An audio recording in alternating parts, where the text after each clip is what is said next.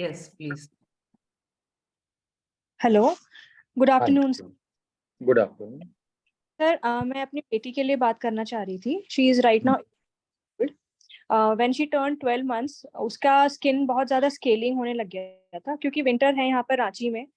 मतलब जब वो 12 महीने की थी तब विंटर्स थे, तो हमने सोचा कि की वजह से स्किन की स्केलिंग हो रही है और ड्राइनेस गालों पे, जो फट जाते हैं गाल। तो हमने वो सोचा। फिर उसके बाद 3-4 महीने मार्च आ गया, तब देखा कि चले जाना चाहिए था अभी तक में, बट नहीं गया था। तो नोटिस किया कि उसके पैर, मतलब काफ मसल, पैरों के काफ मसल में भी पूरा स्केलिंग हो रखा था। और फिर हमने जब टेस्ट करवाया उसका, थायराइड तो ठीक आया, बट B12 काफी कम था। तो उसकी सब 1 मंथ की 1500 mcg दे रहे थे एवरी ऑल्टरनेट डे। उसके बाद फिर बंद कर दिया। थोड़ा सा इम्प्रूवमेंट था सर, कि उसकी स्केलिंग हट गई थी, ड्राइनेस काफी कम हो गई थी। बट अभी भी sir I can still see कि उसका स्किन ना काफी श्रिवल्ड है, गालों का, हेड का। Like I can see lines, fine lines on her head, and I can see it on her hands, यहाँ पर कलाइयों में। और वैसे ही सिम्टम्स मुझे हैं exactly, like if I see my skin, मेरे भी वैसे ही हैं। बट आई एम वरीड कि इतना जल्दी नहीं होना चाहिए, राइट? उनकी उम्र अभी 12 महीने है। अभी 18 महीने की हो गई अब। 18 महीने की हो गई। तो सर, आप उनकी फोटो भेज सकेंगे? हाँ सर। तो बेहतर होगा कि एक बार मैं उनकी फोटो देख लूं, उसके बाद ही किसी कंक्लूजन पे पहुंचूंगा कि क्या चीजें हो सकती हैं। अच्छा। स्किन डिजीज के लिए जो है वो पिक्टोरियल प्रेजेंटेशन ज्यादा इम्पोर्टेंट होता है देन एनीथिंग, क्योंकि बहुत सारी बीमारियों में स्किन की डिजीज जो है वो देखने से ही पता चल सकती है, बताने से नहीं पता चलेगी। तो आप बच्चे की जो है ना फोटो भेज दीजिएगा सुकृति जी को, वो भेजेंगी, मैं देखता हूँ फिर बता पाऊंगा क्या करना है इसमें। ठीक है? श्रुति जी, आपका म्यूट हो गया है। ठीक है सर, मैं फोटो भेज देती हूँ सुकृति जी को। जी जी। ठीक है। आप वो ग्रुप में है ना अपने हील उसमें, श्रुति जी? हाँ, आप मैं ग्रुप ग्रुप, में। आप है ना हील हाँ विद जी एंड हाँ, डॉक्टर जी? हाँ, तो उसमें आप भेज दीजिएगा या फिर पर्सनली भेज दीजिएगा, मैं सेंड कर दूंगी। ठीक है? भेज दे। Okay, thank you sure, thank you. Sir. Next is Parul ji. Sir Parul. Hello sir. Hello. Sir, मुझे दो चीज़ पूछनी थी। पहले तो ये कि मैंने अभी टेस्ट कराया था, ब्लड टेस्ट, अभी 2-3 दिन पहले, और उसमें मेरा विटामिन B12 कम आया था, और थोड़ा कम आया था, 199 कुछ ऐसा रेंज आया था, और जो कि 270 के अबव होना चाहिए था B12, ऐसा कुछ था। और मेरा विटामिन D भी कम आया था, कुछ 8 पॉइंट के रेंज में आया था। तो मुझे बस ये पूछना है कि अभी, as you know that I am conceived and this is my third month is running, तो whether should I go for the supplement और I start all using. Vitamin B12 के लिए आपने बताया 199 है ना? हाँ, नहीं, विटामिन B12, यस यस। और विटामिन डी कितना बताया आपने? 8, it was 8। 8 ओनली? हाँ सर, ऐसे ही कुछ था। It was 8 only? 8 नैनोग्राम और यस सर। नैनोमोल? देयर दो दो रहते हैं। एक नैनोग्राम पर ml रहता है, ओके। और एक लैब कुछ देते हैं नैनोमोल। तो नैनोमोल बताते हैं 75 to 250 रेंज इज नॉर्मल। हाँ ठीक है? और नैनोग्राम पर ml बताते हैं if it is more than 30 it is okay fine, less या than 10 is in deficiency, 10 to 30 is insufficiency.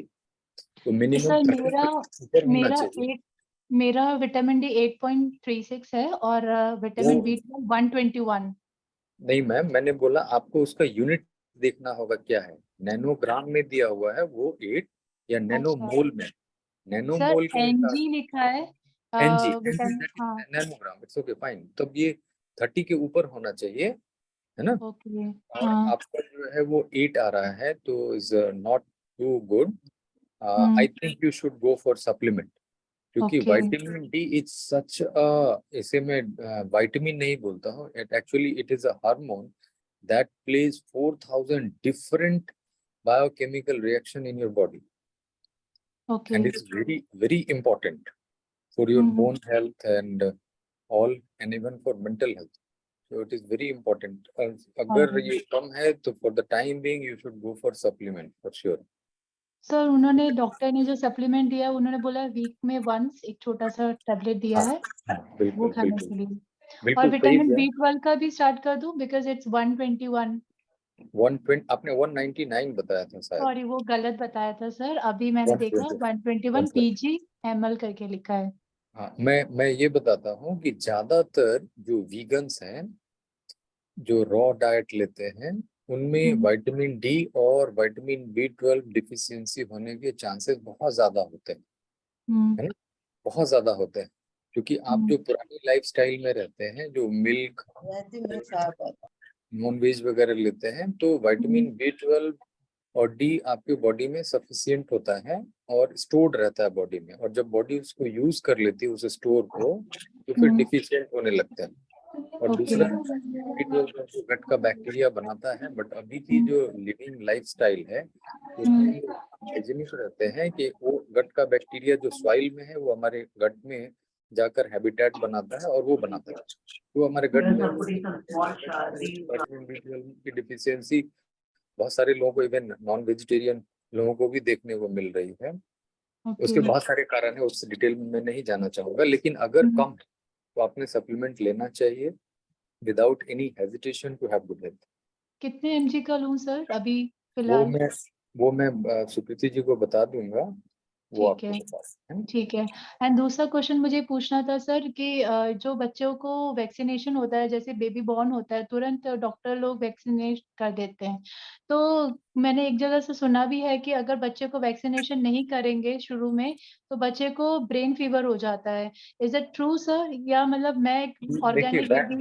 Vaccine के लिए मैं नहीं बोलूंगा जाने के लिए, as my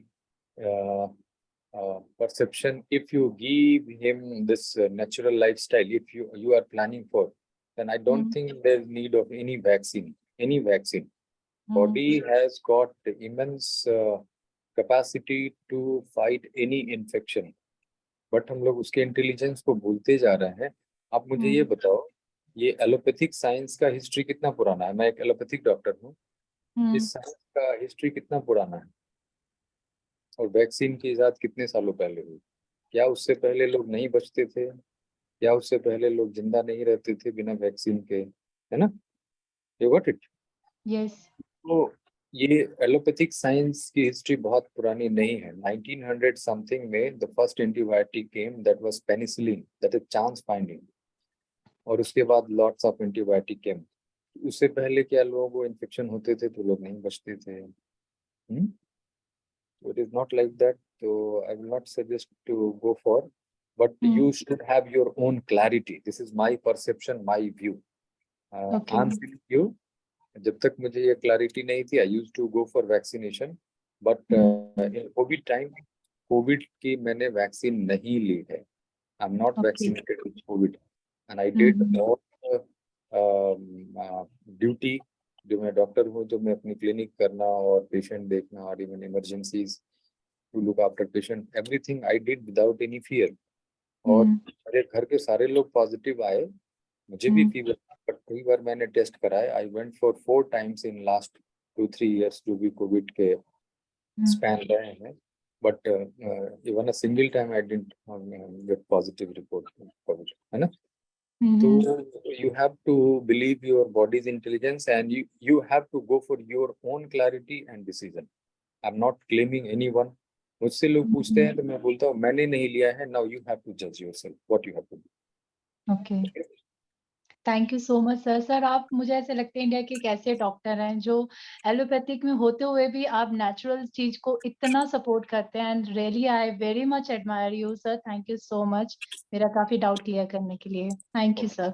God bless you. Sir next है Ravinder Nagpal ji. Sir good afternoon. Good afternoon, sir. Sir मेरे भी यही दोनों जनरल क्वेश्चन हैं और सबकी हेल्प भी हो जाएगी उससे भी। सर पहला क्वेश्चन ये विटामिन B12 के बारे में है कि हमें कितना टाइम सप्लीमेंटेशन करने के बाद फिर से हम दोबारा चेक कराना चाहिए, कुछ टाइम रुकना चाहिए? हाँ बिल्कुल, एक चीज आपने याद रखनी है सर कि to have good health vitamin B12 should be in range of 400 to 600. ठीक है, ओके 400 से 600 के बीच में आपने उसको रखना है। जी ठीक, और विटामिन डी के लिए to have good bone and muscle health it should be more than 50। अगर 50 से लेकर 50 से 80 के बीच में कुछ भी है, इट्स ओके फाइन। ठीक है, आपने 50 बोला था 30 से नीचे हो तो सप्लीमेंटेशन करें। हाँ 30 से नीचे हो सप्लीमेंट लेना है, लेकिन उसको रखना है आपको 50 से 80 के बीच में। हाँ, तो कितना ठीक है। गैप होना चाहिए सर? आई मीन सप्लीमेंटेशन करने के बाद लगभग 1-1.5 महीना। सप्लीमेंट जो है यूजुअली अगर 30 से नीचे है, we go for 8 week supplement, 2 महीने का Okay. सप्लीमेंट दिया। और ये फैट सोल्यूबल विटामिन होता है, तो फैट सोल्यूबल विटामिन जो है वो आपके स्टोर्ड होते हैं बॉडी में, जी और बॉडी को जब जरूरत है वहाँ स्टोरेज से उसको यूज करती है। जी ठीक, तो डिपेंडिंग अपॉन सब लोगों के लिए कोई एक ऐसा पैरामीटर नहीं है कि इतने दिन में आपको कर लेना चाहिए, क्योंकि हर लोगों की मेटाबॉलिज्म अलग अलग है बॉडी की, है ना, सेल्स की मेटाबॉलिज्म हर लोगों की अलग अलग है। बट अगर आप एक बार 6 मंथ की सप्लीमेंट ले लेते हैं, 2 मंथ की, 8 वीक की, यू कैन गो आप फॉर विटामिन B12 की बात करें इस टाइम? नहीं, right now I am talking about vitamin vitamin D. D. Okay D का सप्लीमेंट 2 महीने का ले लिया आपने, तो 6 महीने पर आप एक बार चेक करके देख लीजिए कि ये 50 के ऊपर है या नहीं। ठीक है। And about B12? B12 अगर आपका 400 से 600 के बीच में आ गया, और अगर आप कोई भी विटामिन B12 के सोर्स अलग से नहीं ले रहे हैं, तो आप वंस इन ईयर जरूर चेक कर लीजिए। नहीं सर, मेरा मतलब है सप्लीमेंटेशन करने के कितना गैप बाद टेस्ट करा सकते हैं, बस ये कुछ। सप्लीमेंट आपने पूरा कर लिया, जो सप्लीमेंट मैंने के 1.5 महीना लिया। हाँ, तो उसके बाद जो है आप एक बेसलाइन चेक देख लीजिए कि कितना है आपका सप्लीमेंट पूरा हो गया। उसके बाद आप बेसलाइन चेक देख लीजिए कि आपका वो जो टारगेट जो बताया गया 400 to 600 उसके रेंज में आया ना आया। हाँ, अगर इमीडिएटली हाँ चेक करा सकते हैं, मेरा मतलब। हाँ बिल्कुल करा सकते हैं। अगर आपने सप्लीमेंट पूरा कर लिया है Okay. तो आप चेक करके देख लीजिए। ओके अगर वो 400 to 600 के बीच में आ गया, तब फिर आप साल में एक बार जरूर करके देख लें कि it is in that range और नॉट। अगर नहीं है तो क्या- आपने सप्लीमेंट नहीं। ठीक है सर। क्या ये सफिशिएंट होता है या मैं- होमोसिस्टेन साथ में कराना है? दोनों टेस्ट साथ में आप करा सकते हैं, ठीक है। लेकिन जो लोग जो वीगन हैं उनको नाउ एंड देन सप्लीमेंट लेते रहना चाहिए इन बिटवीन। क्योंकि मेरा 6 महीने में ड्रास्टिकली डाउन आया, इधर इट वाज अबाउट 400, वो आता जा रहा है। और वो सप्लीमेंटेशन इस वजह से मैंने लास्ट टाइम बात करके आपसे शुरू किया था। बट सर मेरे को इसमें ये नहीं पता था कि अब मेरे को आगे कंटिन्यू रखना है, तो कितना पीरियड नहीं रखना नहीं है? सर, इसमें है क्या कि हम लोग जो वीगन हैं उनको विटामिन B12 और डी का कोई सोर्स है ही नहीं। जब आपने जी। है ही नहीं तो स्टोर कितने दिन रखोगे? जैसे मान लीजिए आप कोई अर्निंग ओके नहीं कर रहे, कोई आप अर्निंग नहीं कर रहे, ओके ऐसे समझे कि आपकी अर्निंग की कोई सोर्स नहीं है, गॉट इट। आपके बैंक बैलेंस है, तो बैंक बैलेंस को कितने दिन चला पाओगे, है हम्म। ना? अगर आपके पास अर्निंग के सोर्स हैं, कुछ अगर आप अर्न भी कर रहे हैं, वो तो बने रहेंगे आपके जी सर। बैंक बैलेंस में। अगर जरूरत पड़ी थोड़ी बहुत खर्च हुई, लेकिन फिर तो बना रहेगा ना फिर भी कुछ। लेकिन जी जब आपकी अर्निंग की सोर्स ही नहीं है, तो जो बैंक बैलेंस है उसको खर्च करते जाएंगे तो वो तो खत्म होना है। तो जी यहाँ पर यही बात है, क्योंकि वीगन्स जो है हम लोगों के पास फूड के सोर्स में कोई विटामिन B12 और डी के कोई सोर्स नहीं है। इसलिए मैं हर प्लेटफॉर्म पे बोलता हूँ, प्लीज इस लाइफस्टाइल में इन 2 चीजों के अलावा कहीं कोई गड़बड़ी नहीं है। जी सिर्फ इन 2 विटामिन का ध्यान रखना है आपने। अगर ये डेफिशिएंट है तो please go for supplement, please go for supplement. Don't be adamant और ऑब्स्टिनेट, नहीं मैं कोई दवाई कैसे खा सकता हूँ या खा सकती हूँ, मैं तो इस लाइफस्टाइल में मुझे जो चीजें करनी है इसी तरीके से करनी है, ठीक होना होएगा होएगा। नो, मेनी ऑफ अस इस लाइफस्टाइल में और इस जितपन की वजह से दे लूज देयर हेल्थ, उनका वेट नहीं बढ़ता। विटामिन B12 अगर डिफिशियंसी होगी, आप कितना भी कैलोरी खा लो, आपका वेट ना बढ़ना है, क्योंकि वो यूज ही नहीं करने देता है बॉडी को चीजें, सप्लीमेंट और फिर और देखिए न्यूट्रिएंट। लोअर एब्डोमेन में ब्लोटिंग रुक ही नहीं रहा, मैंने छोड़ दिया जाओ तो फिर सर एक क्वेश्चन है सर मेरा। एक मिनट। सो डॉक्टर साहब, मेरे को ये जानना है क्या होमोसिस्टीन साइमल्टेनियसली से पता चलेगा? अगर होमोसिस्टीन अगर हाई है और B12 कम है 400 से, तो भी कम माना जाएगा? देखिए या होमोसिस्टीन कोई और, जैसे मैं पढ़ रहा था MMA टेस्ट, UMMA और serum MMA, methyl malonic acid, methyl malonic acid बोलते हैं उसे। क्या वो राइट मेथड है चेक करने का B12 सेलुलर लेवल पे है कि नहीं, या ब्लड में सिर्फ सफिशिएंट? नहीं नहीं नहीं, यूजुअली मैं बोलता हूँ it is sufficient enough to, कोई अगर जेनेटिक डिसऑर्डर होती है तब उसमें हम लोग MMA के लिए जाते हैं, otherwise homocysteine and vitamin B12 is sufficient to check it. Okay, and about this vitamin B12 also, क्या हमें सबलिंगुअल ज्यादा अब्जॉर्ब होगा या फिर ऑर्डिनरी? देखिए सर, इसमें है ना, यूजुअली विटामिन B12 की अगर फिजियोलॉजी देखी जाए तो ये टर्मिनल आइलियम से एब्जॉर्ब होता है ना, और उसके एब्जॉर्प्शन के लिए बहुत सारे फिजियोलॉजिकल पाथवे और प्रोसेस है। स्टमक का एसिड जो है वो एक इम्पॉर्टेंट चीजें होती हैं, अगर वहाँ गड़बड़ी होगी तो आपकी विटामिन B12 अच्छी नहीं बनेगी। अगर आइलियम की पैथोलॉजी है, अगर पहले से आपको माल एब्जॉर्प्शन सिंड्रोम है तो वहां से आप करना हो पाएगा, है ना। अगर आपके सोर्स कम है तो उसकी वजह से भी ना हो पाएगा। और जो सबलिंगुअल है ना, उसमें फर्स्ट पास मेटाबॉलिज्म होता है, उसको गट का जो एब्जॉर्प्शन का साइट है, जो नेचुरल एब्जॉर्ब होता है वो टर्मिनल आइलियम्स होता है, छोटी आंत की जो सबसे अंतिम भाग होती है, वहां पर विटामिन B12 बॉडी में एब्जॉर्ब होता है ना।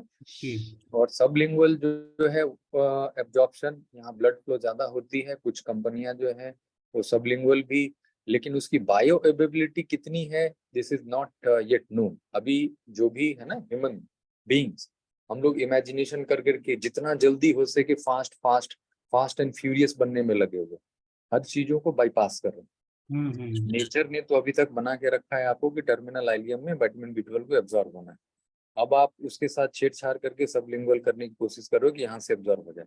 अभी तक साइंस ने इसको ढूंढा नहीं है कि सबलिंगुअल एब्जॉर्ब होता है या कि नहीं होता है। अब कंपनियों ने बनाना शुरू कर दिया कि भैया आपको हम शॉर्टकट दे रहे हैं, यहाँ से ज्यादा हो रहा है, लेकिन उसका साइंटिफिक प्रूफ अभी तक हम लोगों के पास नहीं है कि कितना बॉडी में वो फायदा कर रहा है। ठीक है, injectable are very good, injectable sources are very good, उसकी बायोबिलिटी बहुत अच्छी है क्योंकि वो डायरेक्ट आपके ब्लड में जाना, ठीक है। और जो ओरल पास है जो टर्मिनल आइलियम का, वो गट की हेल्थ पे डिपेंड करेगा, अगर गट की हेल्थ पहले से खराब होगी तो एब्जॉर्ब ना कर पाएगा, है ना। तो जिनकी डेफिशिएंट रहती है बहुत ज्यादा, और गट की हेल्थ जो हम लोग एसेस करते हैं, जो क्लिनिक्स में पेशेंट आते हैं, तो I usually go for injectable sources, I usually go for. लेकिन जो लोग डिफिशिएंट हैं, जिनका सोर्स ही नहीं जा रहा है, तो वैसे में मैं ओरल के लिए जाता हूँ। जैसे मान लीजिए वीगन्स हैं, तो वो तो लड़ ही नहीं रहे हैं, तो एक बार ओरल देकर देखता हूँ कि उनकी पूर्ति हो रही या नहीं हो रही। और जो लोग नॉन वेजिटेरियन है, जो मांस मछली लेते हैं, उसके बावजूद उनका विटामिन B12 कम है, इसका मतलब गट में कहीं ना कहीं प्रॉब्लम हो रही, तो मैं उनको इंजेक्टेबल के लिए सजेस्ट करता हूँ। जी सर, आपसे कभी बात हुई थी हमारी? जी 2 बार बात हुई है, एक बार तो मैंने डायरेक्ट सर फोन पे बात हुई है सर आपके, फिर बात हुई है। हाँ जी, वो मेरा B12 पहले एनल फिस्चर था, वो तो ठीक हो गया डॉक्टर साहब। आपने हाँ, वो तो जनवरी और फरवरी में बहुत सफर किया। मुझे लगता है आपका वेट भी पहले से कुछ अच्छा हुआ है। और मेरा सोडियम लेवल रिड्यूस, जिसकी वजह से वीकनेस अभी तक नहीं जा रही, और सोडियम लेवल ठीक नहीं हो पा रहा है, वो बार बार ड्रॉप हो रहा है, और 127 तक चला गया था। तो अब मेरे को ये जानना है क्या मेरा पानी 127 के लिए कभी वरी मत कीजिएगा, जब तक 125 मेरी वीकनेस से पता चल जाता है। जब मैं टेस्ट कराता हूँ तो पता चलता है 129 के आसपास मेरी तबीयत बिगड़ने लग जाती है, लड़खड़ा जाता हूँ बिल्कुल। और डॉक्टर साहब, मेरे को अभी इसके बारे में ये भी जानना है कि क्या पानी का कितना रोल है वो एब्जॉर्ब होने में। पानी मतलब कौन सा लेना चाहिए पर्टिकुलरली, हमें टेप वाटर पे रहना है या फिल्टर्ड या RO या डिस्टिल्ड वाटर पे रहना है, या स्प्रिंग वाटर पे या क्लिंगन वाटर पे या क्लीन वाटर पे, किस वाटर पे? क्योंकि मैं पढ़ रहा था कि कुछ पानी ऐसे होते हैं जो कि ऑर्गेनिक मिनरल को ड्रेन कर देते हैं, लाइक सोडियम। तो सबसे बेहतर पानी ऐसे हैं जो कि इनऑर्गेनिक को ड्रेन करते हैं, तो एग्जैक्टली कौन सा पानी लेना चाहिए? सबसे ज्यादा साइंटिफिक लाइन में भी हैं और नेचुरल लाइन में, प्लीज। और कुछ पूछना है पूछ लीजिए। जी बस ये मेरे 2 ही क्वेश्चन थे जो मेरे को तंग कर रहे हैं, उससे निकल नहीं पा रहा जी। पहले उससे निकलने की कोशिश कीजिए, and actually we drain our at self at this level जी, है ना। क्योंकि ह्यूमन बीइंग की ये 2 जो बोन है वही कर्स भी है जी, that is memory and imagination. Memory and imagination, this is boon for human being and it is curse for human being as well. तो पहले उससे निकले। और जो वाटर की बात है, तो best is spring water, and it is not available around, हम लोगों के Yes. आसपास है नहीं। तब वैसी स्थिति में it is better to go for घड़े का पानी, ठीक है। जो घड़ा हम लोग यूज करते हैं, मिट्टी का घड़ा, है ना, तो वो जो बनता है वो सॉइल से बन रहा है। तो उसमें जो पानी आप स्टोर करके रखेंगे तो that will contain lot of minerals in that. RO water में बहुत मिनरल्स नहीं होते जो बॉडी को नीड है, even they leach minerals from our body, ठीक है। जो आरओ का वाटर है that leaches minerals from our body, जो बिस्लेरी है एंड ऑल मार्केट में। तो we can go for this मिट्टी का घड़ा है, उसके पानी को आप इसमें यूज पानी कौन सा डालें मिट्टी के घड़े में? टेप वाटर चलेगा या डिस्टिल्ड वाटर चलेगा? टैप वाटर डालें, बेहतर है ना। टैप वाटर डालें वो ज्यादा बेहतर है, और उसी को यूज करें, मिट्टी के घड़े में डालकर बेहतर होगा। और पानी की जरूरत जो रॉ वीगन डाइट में रहते हैं उसमें रफली 1 ऑन्स रफली 29-30 ml के आसपास होता है पर केजी बॉडी वेट, इतनी जरूरत होती है, उससे ज्यादा जरूरत नहीं होती है if you do normal daily routine activity. हाँ, अगर स्ट्रेनस एक्टिविटी कर रहे हैं then according to your thirst you have to check it कि मुझे और कितना पानी लेना है। But daily normal routine activity आप कर रहे हो और जी। रॉ डाइट में हो वीगन, और specially if you are taking greens to salad, क्योंकि सैलेड का वाटर इज क्वेंचिंग थर्स्ट, वो प्यास को कम करता है। फ्रूट जी। डू नॉट, क्योंकि फ्रूट के शुगर जो आपके यूरिन में आते हैं तो वाटर को भी लेके बहुत ज्यादा निकलते हैं, तो वो आपको डिहाइड्रेट करते हैं ज्यादा। Yes. सैलेड के वाटर जो है वो आपको हाइड्रेट करते हैं। आप खुद भी अपने बॉडीज को टॉक को देखेंगे, one day you take fruits only and other day you take more salads than fruit and you will feel कि आपकी बॉडी पानी कम मांग रही है। Yes, exactly. I have noticed particularly with cucumber. तो जो आप अगर मिक्स ले रहे हो फ्रूट सैलड ग्रीन्स सब कुछ, तब वहां पर आपको 30 ml पर केजी वेट पर से, अगर मेरी वेट 50 kg है तो 1500 ml से मुझे ज्यादा की जरूरत नहीं होनी चाहिए in a day. This is thing and this is not only for you, for all people who are here, जो मुझे सुन रहे हैं, ये सारे लोगों के लिए है, क्योंकि we are on the same platform. तो एक लोगों के सवाल से बहुत सारे लोगों का जवाब आई थिंक वो जनरल क्वेश्चन। सर ये जो आप फिल्टर के लिए बोले हैं सर आप, सर उसमें क्या होता है सर कि बहुत जगह जो पानी होता है वो मतलब उतना अच्छा नहीं हो पाता है जिससे हम लोग टैप वाटर ले सके, तो सर उसमें फिर क्या करना चाहिए सर? नहीं, टैप वाटर को मैंने तो बोला नहीं डायरेक्ट, यू यूज मिट्टी का घड़ा, इट इज बेस्ट। नहीं सर, मिट्टी का घड़ा में भी सर मतलब क्या होता है कि टैप वाटर जो होता है सर वो उतना अच्छा नहीं आता है, तो क्या हम कोई भी जैसे कोई भी नॉर्मल पानी आप फिल्टर यूज नहीं कर अगर सकते? कोई भी पानी डाल सकते हैं। फिर अगर tap water is not that much good according to you where you are living, तो आप कोई भी पानी डाल लीजिए। आप आरओ वाटर भी डाल सकते हैं, है ना, डिस्टिल वाटर भी डाल सकते हैं। आप उसको डालें, घरे में छोड़े, कम से कम 10-12 घंटे बाद उसको यूज करें, that get mineralize and that really it will be good. And I use to take वो घड़े का पानी, मैं वही यूज करता हूँ। ठीक है सर, ओके। और सर एक और क्वेश्चन था, जैसे सर आपने जो ये विटामिन B12 और डी का बात किया सर, तो सर इसमें यहाँ पे मतलब बहुतों का ऐसा भी देखा गया है कि उनका इनबिल्ट अपने आप ही वीगन है और फ्रूटेरियन है, रॉ डाइट पे है, उनका अपने आप ही B12 और D3 अपने आप ही एक लेवल पे आ रहा है, तो it is all because of the gut? It is all due to gut bacteria, everyone is different. जब अभी जेनेटिक मैपिंग हो रही है गट के बैक्टीरिया की, कि दो डिफरेंट ह्यूमन बीइंग है, मैं कभी गट बैक्टीरिया पे बात करूंगा, आपके बॉडी में जितने सेल्स नहीं हैं उससे कई गुना ज्यादा बैक्टीरिया है आपके गट में। अगर आपकी बॉडी में 60 to 70 80 ट्रिलियन सेल्स है, 100 टाइम्स ज्यादा बैक्टीरिया है आपकी बॉडी में, ठीक है, वो गट में सिर्फ। And that actually we are not being, we are bug. हम लोग माइक्रो ऑर्गेनिज्म ज्यादा है than human being, and they actually determine our health status. और आने वाले 10 साल में मेडिकल साइंस विल टेल कि every disease broods in the gut, that is brewed in the gut. Your gut microbiota is actually responsible for all diseases, so-called the medically named disease on this planet, and it is all your gut bacteria. So आप अपने gut bacteria को ठीक रखिए और अपने स्वास्थ्य को ठीक रखिए। ठीक है सर। सर नेक्स्ट इज कोई सैमसंग SM करके है, उनका नाम नहीं है, so if you can just open your mute and video.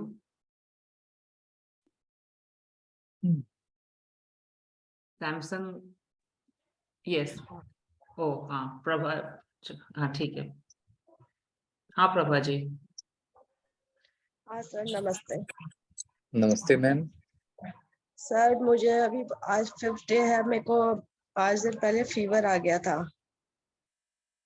तो मैं पूरे वाटर फास्ट पे रही, और अब आज 5th डे, आज मेरे को एकदम वीकनेस आ रही है, और स्टूल पूरा बस क्लियर पूरा नहीं हो रहा, थोड़ा थोड़ा थोड़ा थोड़ा करके पास हो रहा है, वॉमिटिंग की सेंसेशन है, और स्टूल में भी है ना, जैसे कफ जैसा म्यूकस होता है वो निकल रहा है। Oh great, I am happy for you. आपके शरीर में कष्ट हो रहा है लेकिन मुझे खुशी हो रही है, क्योंकि ये म्यूकस है ना, यही बीमारी है। अभी मैंने एक बुक भेजी थी, म्यूकसलेस डाइट। हम लोग की जो जीवन शैली है, even this on in this fruit journey और raw journey, if we over eat, that is going to form mucus in our body. whenever we are eating without hunger and overeating, that is going to form mucus in our body। और जो body में इसकी क्षमता ऐसी डकारें आ रही है। जी। तो ये गट जो है, जो 27 फीट की गट है, उसमें अगर उसकी क्षमता से ज्यादा गंदगी जमा होएगा तो वो म्यूकस बनाना ही बनाना है। और जब म्यूकस बनता है, जब उसको निकाल नहीं पाता है गट के थ्रू, तो वो दूसरी तरह से निकालने की कोशिश करता है, in the form of fever, सर्दी जुकाम, सिर दर्द, साइनस की प्रॉब्लम, है ना, ऐसे ही निकालने की कोशिश करता है। तो अभी जो पिछले कुछ महीनों में आपने खाना पीना सोचना जिस तरह की भी बातें की, तो टॉक्सिन बने, जिसकी वजह से ये फीवर आया। और पीछे भी बताया था मैंने कि टेम्परेचर बढ़ता ही वो टॉक्सिन को ढीला करने, पिछली बार चर्चा की थी ना, सॉलिड लिक्विड। हाँ, तो वैसे ही ढीला करने को बॉडी टेम्परेचर बढ़ाती है।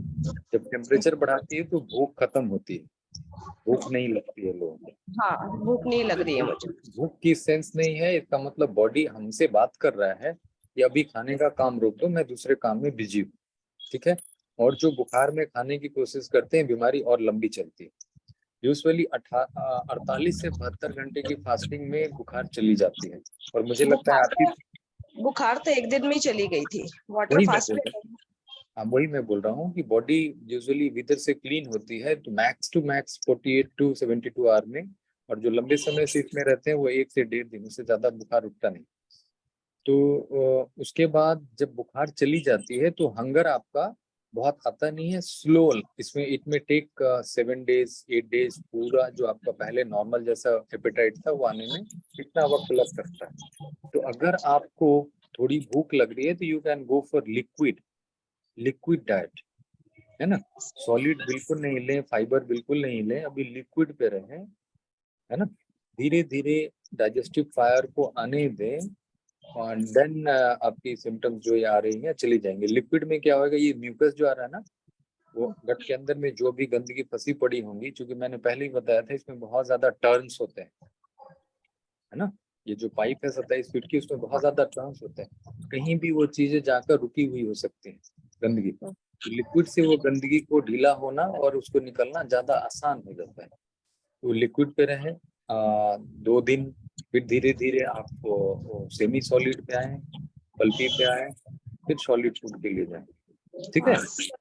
बस जैसे मेरा गला सूखने लग जाता है तो जैसे 2 ग्रेप चूस लिए तो उसका फाइबर तो गिरा देती हूँ, और उसका जूस ले लेती हूँ।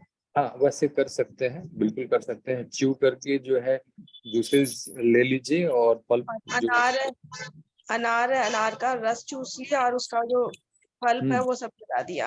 हाँ कर सकते हैं वैसे जी। ये कर रही हूँ मैं। जी। और लेकिन ध्यान रखें, जब भूख लगे तभी, बिना भूख के ना कीजिएगा, नहीं तो फिर बीमारी आपकी लंबी चलेगी। ठीक है सर। और ग्रीन वो क्या बोलते हैं, ग्रीन स्मूदी लेऊं क्या सर? ग्रीन स्मूदी नहीं, अभी फाइबर नहीं चलेगी।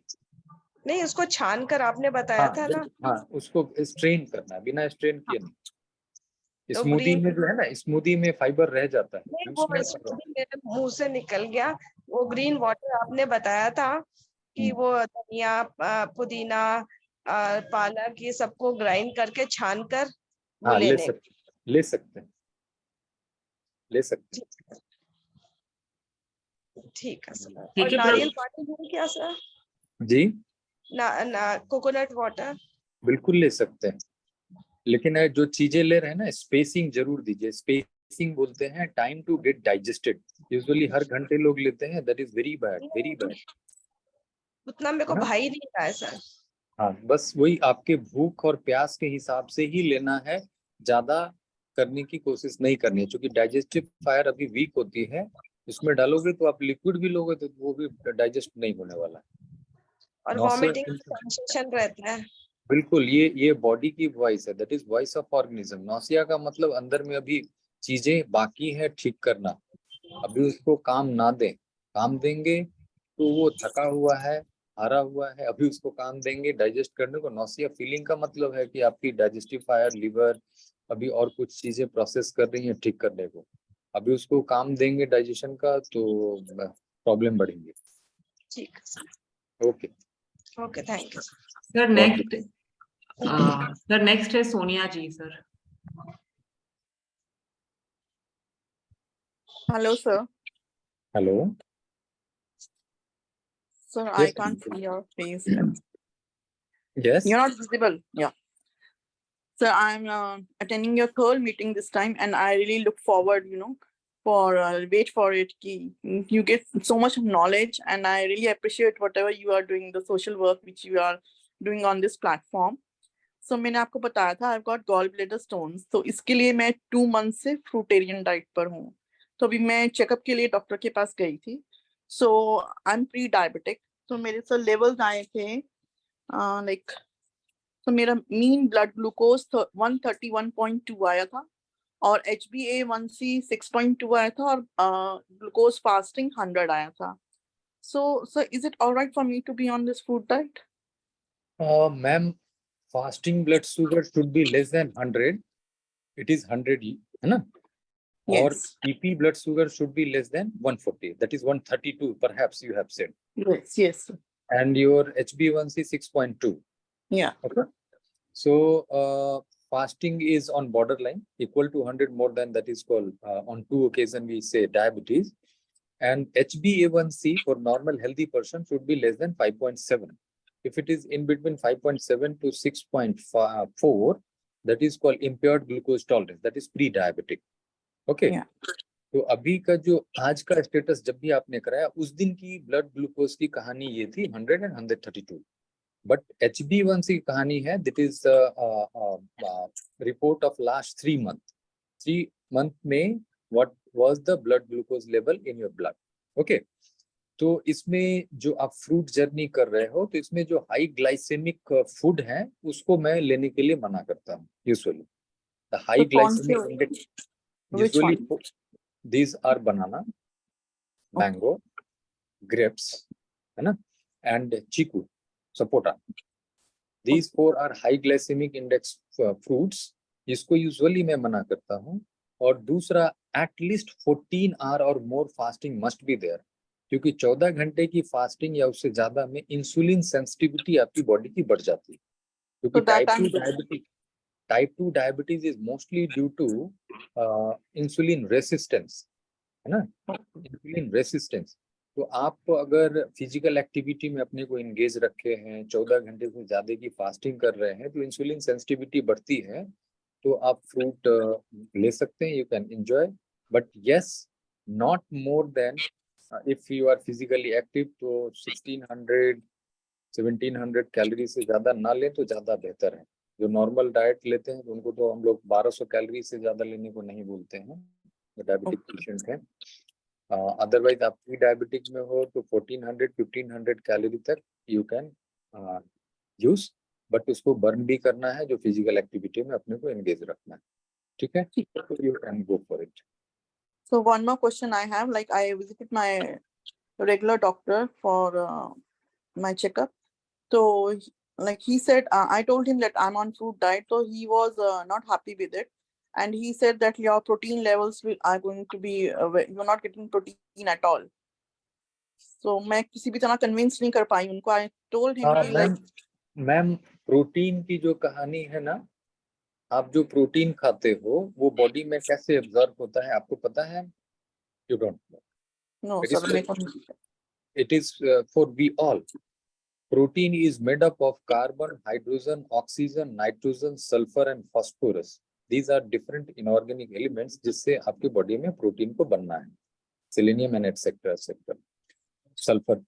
तो ये जो बॉडी जो प्रोटीन जो हम लोग खाते हैं दैट इज अमाइनो एसिड्स, उसके बिल्डिंग ब्लॉक जो है वो अमाइनो एसिड्स है. तो जब आप प्रोटीन लेते हो तो वो ब्रेक डाउन होती है बॉडी में, पहले अमाइनो एसिड्स बनती है तब आपके बॉडी में इंटर करती है, और फिर उस अमाइनो एसिड्स को बॉडी प्रोसेस करके सेल्स के अंदर में एक एंडोप्लाज्मिक रेटिकुलम जगह होती है स्मूथ एंड रफ, तो वहां जाकर वो अमाइनो एसिड्स बाइंड करके फिर आपको बॉडी में प्रोटीन बनाती है ना. तो अपने को बॉडी को क्या चाहिए? Carbon, hydrogen, oxygen, nitrogen, phosphorus, sulphur, ये चाहिए. ठीक है ना, चाहिए बनाने को. और जितनी भी चीजें हम लोग लेते हैं वो सारे में कार्बन, हाइड्रोजन, ऑक्सीजन, नाइट्रोजन है ना. तो वो बॉडी उसको प्रोसेस करके प्रोटीन बना लेती है जितनी आपकी बॉडी को जरूरत है.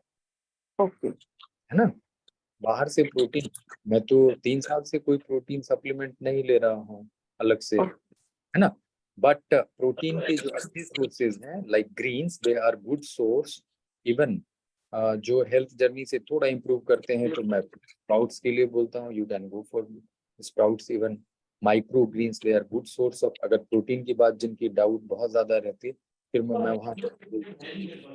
और फास्टिंग जो है, आपकी बॉडी फास्टिंग करने से आपकी बॉडी में ग्रोथ हार्मोन बनते हैं, है ना. Yes. और ग्रोथ हार्मोन जो है आपकी प्रोटीन सिंथेसिस में बॉडी को हेल्प करती है. फिजिकल एक्टिविटी आपकी मसल मास को कम नहीं होने देती है. So lots of things that you have to take care of in this journey, जिससे आपका मसल मास, बोन डेंसिटी सारा बना रहे. तो सिर्फ फ्रूट और सैलेड सिर्फ खाने से नहीं होना है. You have to do lot of things to take care of yourself, जो मैंने अभी बताई, like fasting and physical activity and the positive thinking, not guided by the people around you, the social media and all. या protein का कोई source नहीं ले रहे हो, प्रोटीन आपने इसमें डाल दिया, अरे मैं तो कोई प्रोटीन का सोर्स नहीं ले रहा हूँ, ये चुप हो जाएगा, ये बैठ जाएगा, बॉडी बनानी बंद कर देगी. Yes, it's all mind game. है ना. तो दिस इज ऑल थिंग. तो मेरी जो समझ बढ़ी उसके हिसाब से मैं तो 3 साल से every 3 month or 6 month I usually go for all investigation, all parameters are in range, no issue, no problem. ठीक है sir. Thank you so much. God bless you. Sir, next is Preeti ji, sir. Good evening, sir. Good evening. How are you? Sir, I am better. आज ठीक हूँ. पिछले 2 दिन से आज ठीक हूँ. जी बोलिए मैं सुन रहा हूँ. मुझे ज्यादा प्रॉब्लम आ रही है सर मॉर्निंग 5 to 7:30 8 के बीच में. ये मैंने रियलाइज किया क्योंकि जब से मैंने आपको कॉल किया वही टाइम मुझे ज्यादा प्रॉब्लम रहती है. तो आज मैंने बिल्कुल उस टाइम पे कोई एक्टिविटी नहीं की, कोई मेरा रूटीन भी नहीं किया. I was just on rest. आज बेटर रहा दिन. आज वो घबराहट और भी नहीं रही. देखिए, आपको इस जर्नी में हेल्प करेगी, that is only dry fasting can help you, and at least you have to do 16 hour fast. ठीक. इन बिटवीन, इफ अभी गर्मी का समय है, इफ यू फील थर्स्टी, नहीं बहुत प्यास लग रही है, 1 sip ऑफ वाटर, जस्ट गला गीला कर लीजिए, तो उसमें आपकी म्यूकस की प्रॉब्लम कम होगी और कम होनी ही होनी है. 14 आवर्स का तो कंफर्टेबली कर रही हूँ सर. हाँ ठीक है, you start with 14 hour, no issues. 14 hours का तो अभी कर रही हूँ. I am able to do that. Dry होता है या कुछ लेती हैं उस बीच में? नहीं, सिर्फ पानी लेती हूँ रात को, एक आध घूंट जब लगता है तब. रात में मैक्सिमम 2 बार एक सिप पानी लेती हूँ रात में. और सुबह में? सुबह में नहाने सर 14 आवर्स तक तो कुछ नहीं लेती. नहीं, सुबह में पानी लेती हैं? सुबह में पानी 1-2 sip, not more than that. ठीक है, आप 14 आवर अगर कंफर्टेबली कर पा रहे हैं तो यू गो फॉर इट. वो आपकी म्यूकस की प्रॉब्लम धीरे धीरे धीरे धीरे वो खत्म होगी, है ना। और इन द मीन टाइम अगर बॉडी आपका कभी सपोर्ट करे and you can go for longer time fasting, even you can do like someday like on Ekadasi and all, you can go for longer period of fasting. उस दिन अलग से आपकी energy level बढ़ती है, तो आप उस दिन 16 घंटे 17 घंटे 18 घंटे। आज मेरी फास्टिंग 17 आवर की थी, ड्राई फास्ट नहीं कर पाया क्योंकि ड्यूटी में था और बहुत ज़्यादा गर्मी हो रही है इधर, 42-43 डिग्री।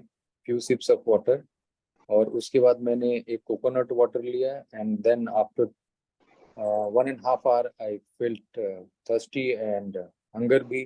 तो उसके बाद मैंने लगभग 800 ml ऑफ वाटरमेलन जूस लिया और I am okay fine, nothing. Sir even I am taking only 4 liquids. जब से आपसे बात हुई है last, I think today is my 4th day कि मैं लिक्विड डाइट पे हूँ, और आई am taking only 4 liquids, that is नारियल पानी, ग्रीन जूस और 2 कोई भी फ्रूट जूस आइदर। आप मुझे बताओ कि आपकी स्टूल अभी हो रही है? नॉर्मल में तो एकदम कम हो रही है sir, but as I am taking enema twice तब होती है। ठीक, एनिमा आपने 21 डेज से ज्यादा नहीं लेना। आज 21st डे है sir, I was about to ask. हाँ, उसके बाद जो है ना, आपको थोड़ा लिक्विड का अमाउंट बढ़ाना है। ओके, गर्मी बहुत ज्यादा है, तो अब आपने जब एनिमा बंद करेंगे तो लिक्विड का अमाउंट बढ़ाना है। और even you can include go for semi solid things, you can go for, even you can go for salads. Okay, ठीक है, afternoon, not in the morning the first meal, afternoon you can go for salad, और even after green juice you can go for salad. Okay, ठीक है ना, वो जा सकते हैं, दैट विल हेल्प। और सर एनिमा बस आज फिर लास्ट लेना हाँ, है? आज एनिमा लीजिए, उसके बाद अगर जरूरत पड़े तो नाउ एंड देन, हफ्ते में एक बार कभी if you feel constipated and तो ले सकते हैं, बट अदरवाइज जरूरत नहीं। और सर वेट पैक्स लगा रही हूँ मैं पिछले आज 4th डे है, वेट पैक्स कंटिन्यू रखूं? हाँ, वेट पैक अभी रखेंगे continue, that will help you, है ना, दैट विल हेल्प यू। और सर आपने बोला था मैं ये तो कर रही हूँ एब्डोमिनल ब्रीदिंग एक्सरसाइज यूट्यूब पर देखकर, पर आपने बोला था आप और कुछ भी ऐसे एक्सरसाइज बताएंगे इसके related?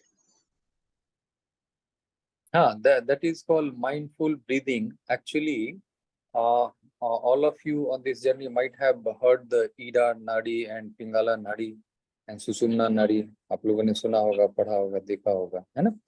So left brain and right brain, usually जो हम लोग लेफ्ट हैंडेड पर्सन होते हैं उनका राइट ब्रेन ज़्यादा डोमिनेंट होता है जो राइट हैंडेड पर्सन होते हैं। तो इस तरह की बात होती है, तो दोनों ब्रेन अगर आपका यूजुअली दोनों इक्वली फंक्शनिंग है और बेटर तरीके से, तो हेल्थ ज्यादा बेहतर होती है। तो है ना, ये लेफ्ट नॉस्ट्रिल और right nostril, usually most of us आप देखो तो आप एक नाक आपका बंद रहता है, एक खुला रहता है, अल्टरनेट, एक खुलता है एक बंद होता है। लेकिन जो लोग जो मैं अभी टेक्निक बताने जा रहा हूँ, ये अगर रेगुलर प्रैक्टिस करते हैं तो आप देखोगे दोनों नॉस्ट्रिल आपका इक्वली ओपन है मोस्ट ऑफ द टाइम। ऐसे लोग ज्यादा अवेयर होने लगते हैं, नेचर के नजदीक खुद ब खुद ज्यादा जाने लगते हैं, और उनको बहुत सारी चीजें, ये जो मेमोरी और इमेजिनेशन की बातें होते हैं, फ्यूचर का फियर एंड पास्ट के एंजाइटी स्ट्रेस, वो बहुत परेशान नहीं करते। Really tell you that is happening with me for last few months. और मैं जब कभी भी देखता हूँ मेरे दोनों नॉस्ट्रिल इक्वल चल रहे होते, तो मेरे सामने बहुत सारी प्रॉब्लम भी आती है, तो मैं उसको उसी तरीके से देखता हूँ, मुझे परेशान नहीं करती है ना। घबराहट होने लगती है, बेचैनी होने लगती है, अंदर से गुस्सा आने लगता है, लोगों को चिड़चिड़ाहट होने लगती है, I don't feel like that any moment. ठीक है, तो वो प्रैक्टिस फिर कभी किसी दिन और बताता हूँ, या एक दिन जो है सिर्फ प्रैक्टिस के सेशन रखता हूँ जो हम लोगों को करनी चाहिए, है ना, to become more aware, more near to nature, more happy and joyful life and health, more good relationship people around you, उस पे हम लोग और भी बात करेंगे। ठीक है, ठीक है सर, इसका कोई रिलेटेड यूट्यूब लिंक है तो शेयर कीजिए सर। हाँ, और सर रेस्ट कब तक करना है सर? एक्चुअली प्लीज, ये बॉडी हमारे इमेजिनेशन से नहीं चलती, ये हमसे बात करती है। जब आप अवेयर होने लगोगे कि हम हमसे क्या मांग रही है, अकॉर्डिंगली, जैसे आपको जाना था अभी मुंबई, एंड यू आर नहीं मुझे जाना है 2 दिन के बाद, बॉडी आपकी आपके हिसाब से नहीं चलेगी, वो अपने हिसाब से चलेगी। आपको उसकी बात और उसकी भाषा समझनी है और उसको सपोर्ट करना है, then you can get back your health. मैं अपनी बात करूं, अभी आपको ये तकलीफ हुई, मैं बिस्तर में 2.5 महीने तक था, और शायद मैं अपनी फोटोज भी शेयर करूं ग्रुप में कि मैं कैसा दिखने लगा था, है ना। और फिर I get back to normal health. अब मुझे म्यूकस की प्रॉब्लम बहुत परेशान नहीं करती है, सांस की तकलीफ परेशान नहीं करती है ना। तो बॉडी हमारे हिसाब से, मैंने कोई टाइम फ्रेम नहीं दिया कि मुझे इतने दिन में बॉडी ठीक कर दो। आपको जो करना है करो, I am with you, I am supporting you. जो वक्त लेना है अपने लीजिए, मैं आपको सपोर्ट कर रहा हूँ। सर तो my target should be sir कि मुझे पंप नहीं यूज करना है और हम्म। मुझे खांसी नहीं आनी चाहिए, हम्म। मुझे ऐसा नहीं, नॉर्मल रहना है। हाँ माय टारगेट ऐसे, शुड बी दैट। हाँ बिल्कुल बिल्कुल, आप अच्छी हो जाओगे। Be positive and support your body, support your body, ठीक है ना। और ये जो मॉर्निंग आवर्स में हो रहा है सर उसका, उसको बस उस समय अवेयर रहिए, है ना, अवेयर रहिए, और उस समय निगेटिव थॉट्स को दिमाग में ना आने दीजिए। बी पॉजिटिव, को चैंटिंग करने लगिए, है ना, बात समझ गए, तो प्रॉब्लम नहीं होगी। शुरू में ये सुबह में ब्रोंकोस्पाज्म ज्यादा होते हैं, और उस समय वेगल टोन ज्यादा रहता है, जिसकी वजह से ब्रोंकोस्पाज्म मॉर्निंग आवर में लोगों को ज्यादा होती है, जिनको ब्रीदिंग डिफिकल्टी, ब्रोंकियल अस्थमा वगैरह होती है। और एज डेज, जैसे जैसे सूर्य की रोशनी उगती जाती है, सिम्टम्स लोगों की कम होने लगती है ना। तो धूप में बैठिए, that will help you again, yes. ठीक है ना। ओके। और सर 1 मंथ मेरा फ्रूट डाइट का भी हो गया है, 22 से आज 23, तो should I go for some test? जरूर अभी है जरूरत? टेस्ट क्यों कराएंगे, क्यों कराना चाह रहे हैं अभी टेस्ट, आई एम किस जस्ट बात की? आस्किंग सर, महीना भर नहीं, हुआ है कुछ तो आई कुछ एम जस्ट आस्किंग। कुछ करने की जरूरत नहीं है। नहीं? नहीं। Okay sir, okay God bless you. Thank you. Sir next is Mitesh ji. Yes.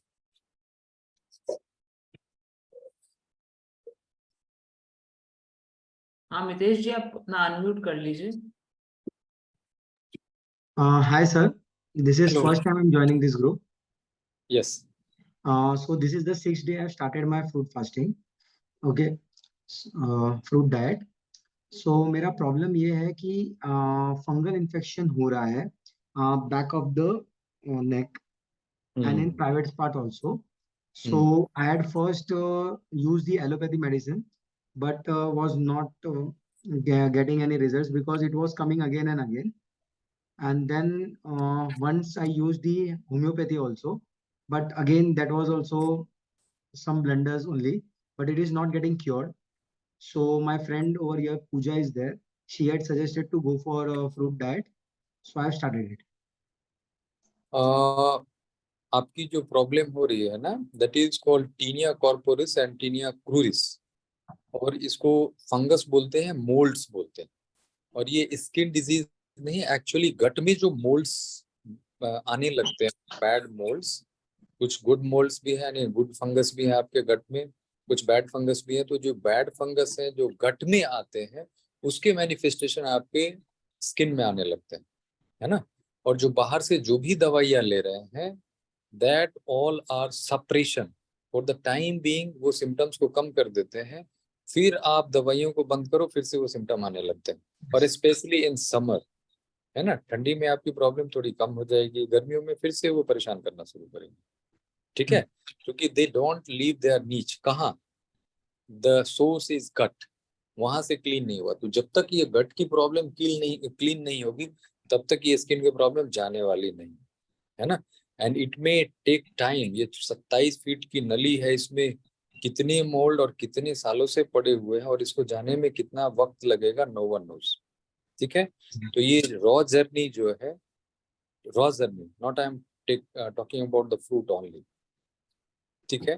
Fruit only के लिए मैं कभी लोगों को सजेस्ट नहीं करता हूँ कि सिर्फ फ्रूट्स खाओ, सिर्फ फ्रूट्स खाओ, सिर्फ फ्रूट्स खाओ। Usually the my perception is, हर लोगों की हीलिंग जर्नी अलग अलग होती है अपने हिसाब से, अपनी जानकारी से, but I correlate with medically too. I don't suggest anyone for go for only fruits only. तो ये गट जो रॉ फूड है ना, वो ब्रूम की तरह, झाड़ू की तरह काम करता है और आपके गट को क्लीन करता है। बहुत सारे इसमें टर्न्स होते हैं गट की, आप गूगल में सर्च करोगे अगर गट की अरेंजमेंट कैसे होती है, तो बहुत सारे टर्न्स होते हैं। उसमें जो गंदगी पड़े हुए हैं उसको ये झाड़ू की तरह साफ सफाई करके क्लीन करता है। तब उसमें जो बैड, जो बुरी चीजें हैं जो आपको बीमारी देती है, उसको पूरा क्लीन करके खत्म कर देता है। जो अच्छे बैक्टीरियाज हैं उसके पॉपुलेशन कॉलोनी ज्यादा बनने लगती है, हमारी हेल्थ अच्छी होने लगती है। एक्चुअली कहानी ये है। और जो फ्रूट के और जो वेजिटेबल्स के जो फाइबर हैं, जो हमारे गट के बैक्टीरिया हैं, फाइबर को ही खाकर जिंदा रहते हैं और अपनी कॉलोनी बढ़ाते हैं। तो फ्रूट और सैलेड के फाइबर को ही खा के जिंदा रहते हैं। यूजुअली जो अभी जो नॉर्मल लाइफस्टाइल है, junk foods and grains and all, उसमें फाइबर बहुत नहीं है जितना बॉडी को जरूरत है। तो फाइबर उनको पर्याप्त मिलता नहीं है, सो गुड बैक्टीरिया आ नहीं पाते हैं, बैड बैक्टीरिया ज्यादा ग्रो करते हैं, that's why we get disease. The basic theory on principle of this healing journey this, और कुछ नहीं इसमें। तो आपके गट में कितनी गंदगी, कितने गंदे बैक्टीरिया पड़े हुए हैं, जब तक क्लीन नहीं होंगे आपकी हेल्थ आपको वापस नहीं मिलेगी। ठीक है। ओके। तो जो आपने जर्नी शुरू की है वो करें, उसमें रॉ फूड में आप सैलड्स, कुछ ग्रीन्स इंक्लूड करें। प्रॉब्लम जाएंगी but it will take time. कितना वक्त लगेगा, I can not give you time frame कि कितने वक्त में आपकी मोल्ड्स गट की चली जाएंगी। ठीक है ना? ओके ओके, तो इसमें I can go with fruits and salads both, okay हाँ, correct? Yes yes, but not both all together. आपको फल लेना है तो अलग से लो, सैलेड लेना है तो अलग से लो, क्योंकि दोनों का डाइजेस्टिव टाइम अलग अलग होता है। एक हेलीकॉप्टर है, एक बैलगाड़ी। हेलीकॉप्टर को बैलगाड़ी के साथ बांध दोगे तो मुश्किल है ना। तो फ्रूट जो है बहुत जल्दी डाइजेस्ट होता है, 60 to 90 मिनट्स में आपके स्टमक को छोड़ देता है। और सैलेड जो है that takes at least 2 to 3 hours. तो जो 1 घंटे वाली चीज निकलने वाली थी, अगर 3 घंटों वाले के साथ डाल दोगे तो वो भी 3 घंटे तक स्टमक में पड़ा रहेगा। तो ज्यादा फर्मेंट करने लगता है, फिर गैस ब्लोटिंग की प्रॉब्लम, कॉन्स्टिपेशन आने लगती है। तो दोनों को साथ में नहीं लेंगे, अलग अलग लेंगे, ज्यादा बेहतर। ओके, तो सर इसमें ना एक और चीज हो रहा है कि स्किन वाइट हो रहा है, स्किन। हाँ बिल्कुल, वो डीप पिगमेंटेशन कराते हैं और हाइपो पिगमेंटेशन कराते हैं जो मोल्ड्स हैं। और जब आपके गट के मोल्ड चले जाएंगे तो ये पिगमेंटेशन फिर से वापस आने लगते हैं। ओके, तो इसमें जूस ले सकते हैं फ्रूट्स एंड सलाड्स अगर जब हम लेते हैं तो? जूसेस भी आप ले सकते हैं, कभी कभी आप हफ्ते में एक दिन जूस पे भी रह सकते हैं, नो इशू। अगर जूस लेते हैं, फ्रूट जूस लेते हैं, तो उसको डाइल्यूट करके लें। Okay, thank you sir next is Sonal ji sir. I think this should be the last question. Sir आज सर लगता है सर थोड़े हैं सर आज सर थोड़ा तो टाइम। मुझे थोड़ा वक्त दीजिएगा। In between I got a call from Sarkar sir, you know him, हाँ sir. And didn't pick him. तो आप सर मैसेज अभी ब्रेक ले ले सर अभी थोड़ी देर का। हाँ, we can go for 5-10 minutes, 5 minutes break हाँ सर or ठीक 10 है। minutes break. I will message you. I'm coming back to ठीक है सर, ठीक Okay? है ओके Thank you. सर। हाँ सर। हाँ प्रभा जी आप पूछिए।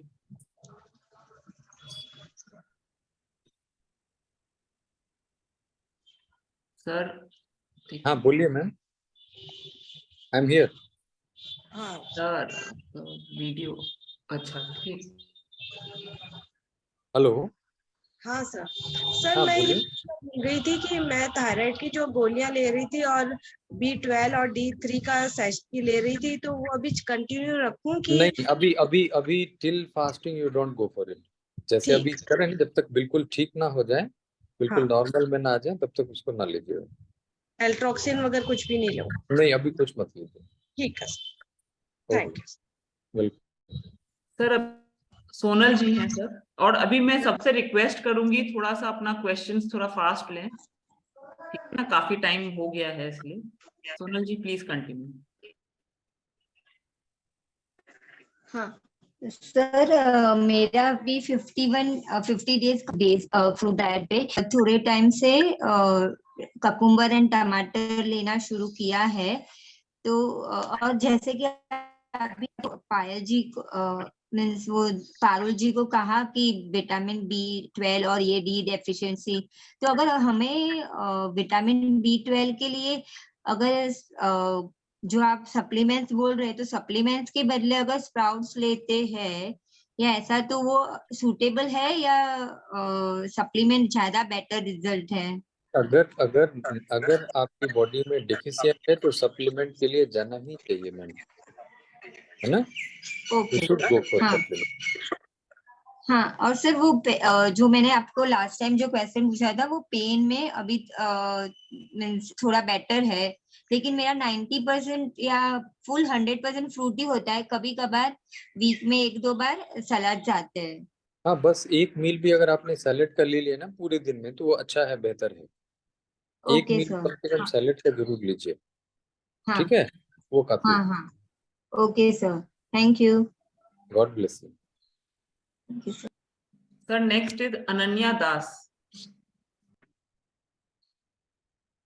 अनन्या दास। सर नमस्ते। हाँ सर नमस्ते। नमस्ते मैम। मैं जस्ट ये सेकंड मेरा, हाँ ये सेकंड सेशन है आपका क्लास का। मुझे सुन के बहुत क्लैरिटी हो रहा है। तो मैं एक्चुअली वीकली एक बार पूरा फ्रूट में रहती हूँ, लेकिन मैंने बीच में जब जब जब लाइक तबीयत ठीक नहीं रहता है या मेरे डाइजेस्टिव इश्यूज बहुत रहता है, तो जब होता है मैं फ्रूट डाइट में रहती हूँ। तो मैंने नोटिस किया जब लगातार 4-5 दिन फ्रूट डाइट लेती हूँ तो पेट क्लियर नहीं होता है। तो अभी मुझे समझ में आया कि मुझे एक बार सलाद उसके साथ इंक्लूड करना चाहिए, जूसेस भी थोड़ा बहुत इंक्लूड करना चाहिए। जूसेस में जब मैंने लेना शुरू किया फ्रूट के साथ तब थोड़ा बहुत इम्प्रूवमेंट है, लेकिन मुझे लग रहा है फ्रूट और आपकी बात को सुन के कि फ्रूट और सलाद दोनों इनकलकेट करने से शायद बेटर रिजल्ट रहेगा। आपका ओपिनियन क्या है sir? Yes, definitely. For your gut health, greens and salad are very important, very important. ठीक है ना? और फ्रूट जो है वो कैलोरी डेंस होता है, और अपनी बॉडी को जो नॉर्मल लाइफस्टाइल में रहते हैं उनको बहुत कैलोरी की जरूरत नहीं होती है। And fruits are highly calorie dense.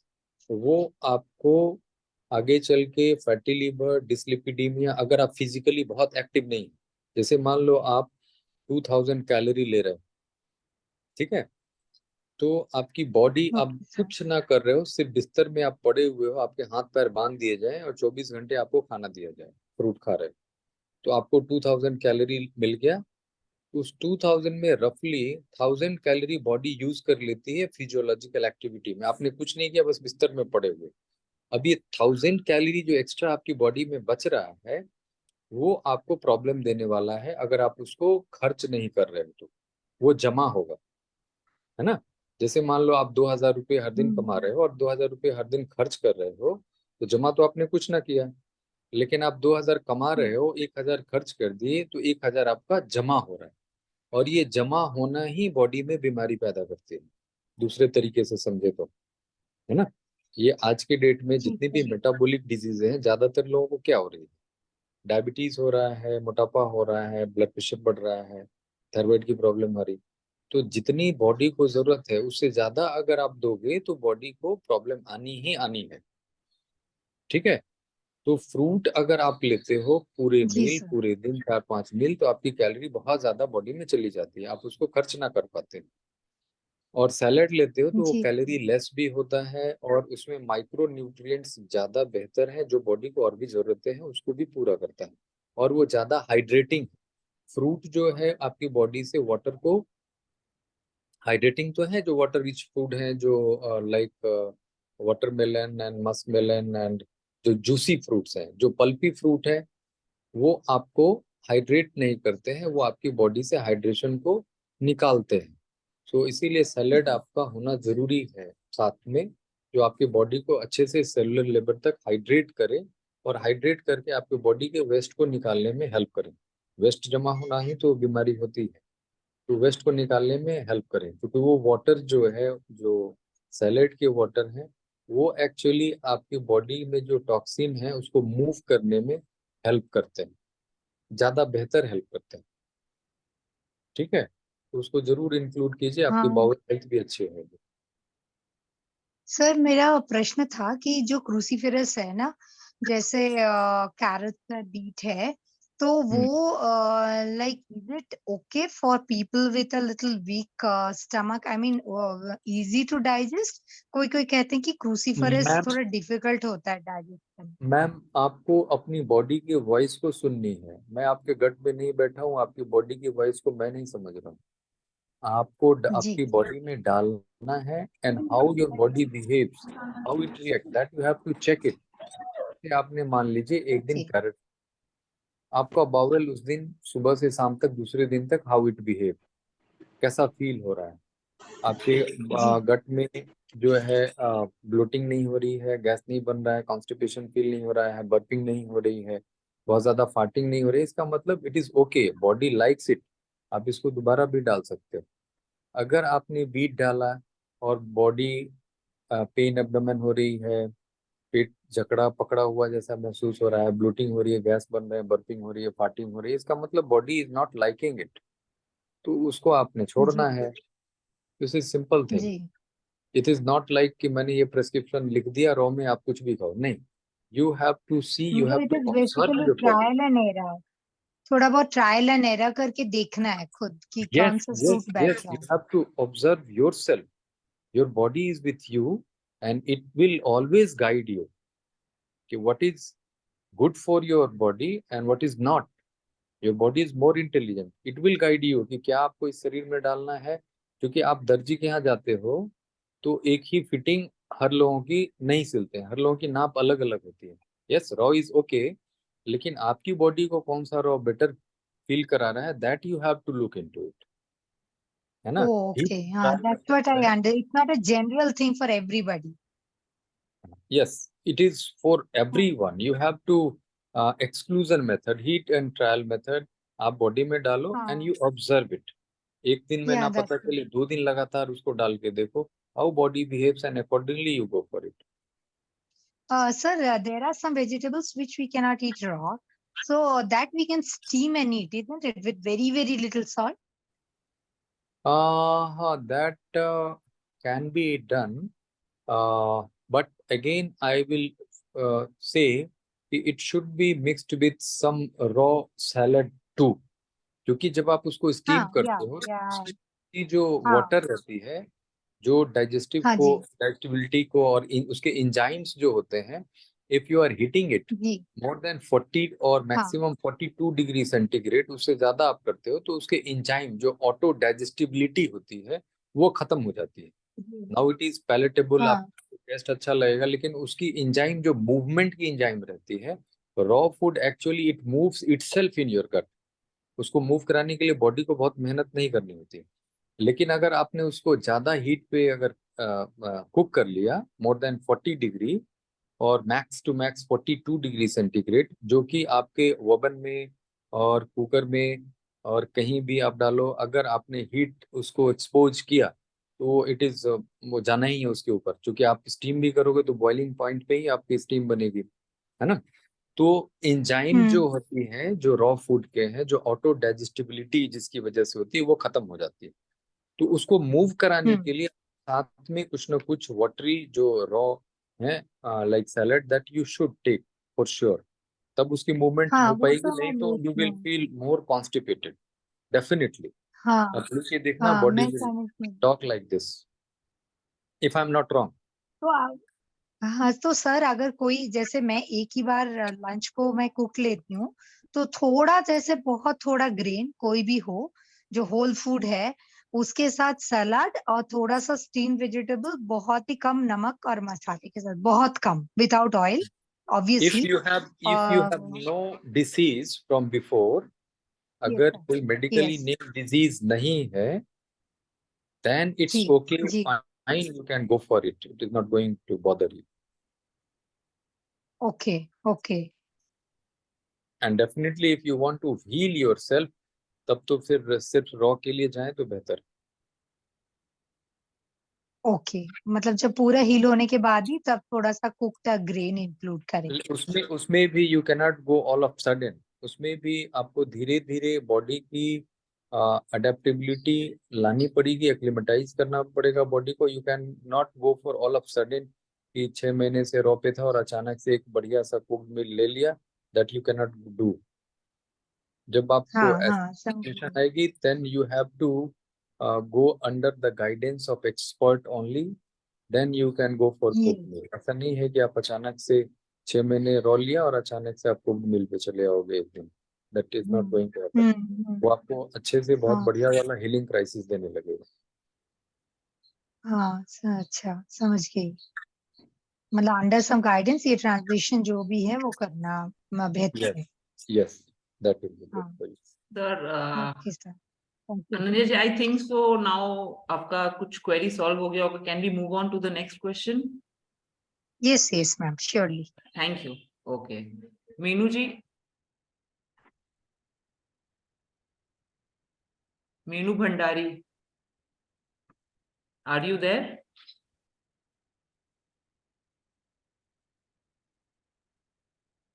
No, she is not there. Mamta जी?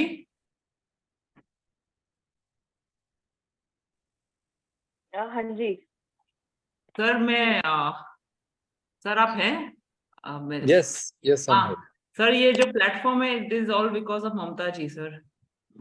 ओह नहीं thank you and I am very grateful to you. We are grateful to you sir.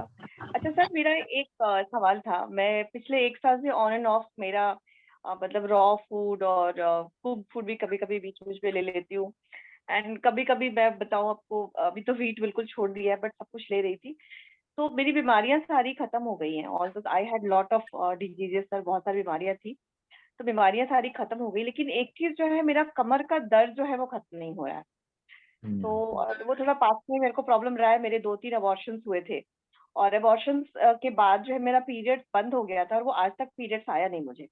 And that is the reason I am continuing this. I am in a hope that I will, because मेरे पास दो बार मेरे को operation करा था doctor ने कि जो पीरियड्स मेरा इकट्ठा हो जाता था, बिकॉज हार्मोनल टेस्ट हुए थे। तो डॉक्टर सेड कि आपके हार्मोन्स सही हैं, आपका पीरियड्स अंदर ही अंदर हो रहा है, but it is not coming out, ये बाहर नहीं आ रहा है, बॉडी के अंदर ही है। तो अब लेकिन मैं 2 बार ऑपरेशन कराने के बाद अब मेरी हिम्मत जवाब दे गई। मैं कहा अब नहीं अपने ऑपरेशन थिएटर में जा सकती, तो मैंने वो ऑपरेशन नहीं कराया। एंड तो पीरियड्स नहीं हो रहा अभी भी, और मैंने कोई टेस्ट नहीं कराया। तो मुझे कहीं डर लग या माइंड में है कि वो जो कमर दर्द होता है शायद उसकी वजह से होता है, but periods is still not coming. और बट फिर अभी एक साल से इस तरह के डाइट पे हूँ ऑलमोस्ट। तो ये भी लगता है कि ऐसा तो नहीं कि विटामिन डी या विटामिन B12 या किसी चीज की कुछ कमी है, बट मैं टेस्ट भी नहीं कराना चाहती, डरती हूँ। I don't know what, but I don't want to get any test done. मुझे कुछ करवाना ही नहीं है. I'm happy what I'm doing. So I don't know what to. Ma'am और कुछ टेस्ट कराओ मत कराओ, लेकिन विटामिन डी और vitamin B12 these are very important aspect, one should go for it, क्योंकि बोन और मसल हेल्थ के लिए vitamin D is very important, है ना। और पेन अगर बॉडी में कहीं भी आ रही है, इसका मतलब there is blockage of movement. आपके शरीर में कहीं ना कहीं मूवमेंट, क्योंकि बॉडी में हर वक्त आप बैठे हो लेकिन बॉडी काम कर रही है, that is movement there at the cellular level, tissue level movement चल रही है। जैसे ब्लड, आप बैठे हो लेकिन आपका ब्लड तो दौड़ रहा है ना, वो तो चल ही रहा है, हार्ट इज पंपिंग, है ना। तो कुछ ना कुछ मूवमेंट हो रहा है। तो ये पेन का मतलब है देयर इज स्टैग्नेशन समवेयर, कहीं ना कहीं रुक रहा है। क्या रुक रहा है? वेस्ट। वेस्ट रुकने से, जैसे नाली जाम हो जाए तो क्या होती है, गंदगी पीछे जमा होने लगती है ना।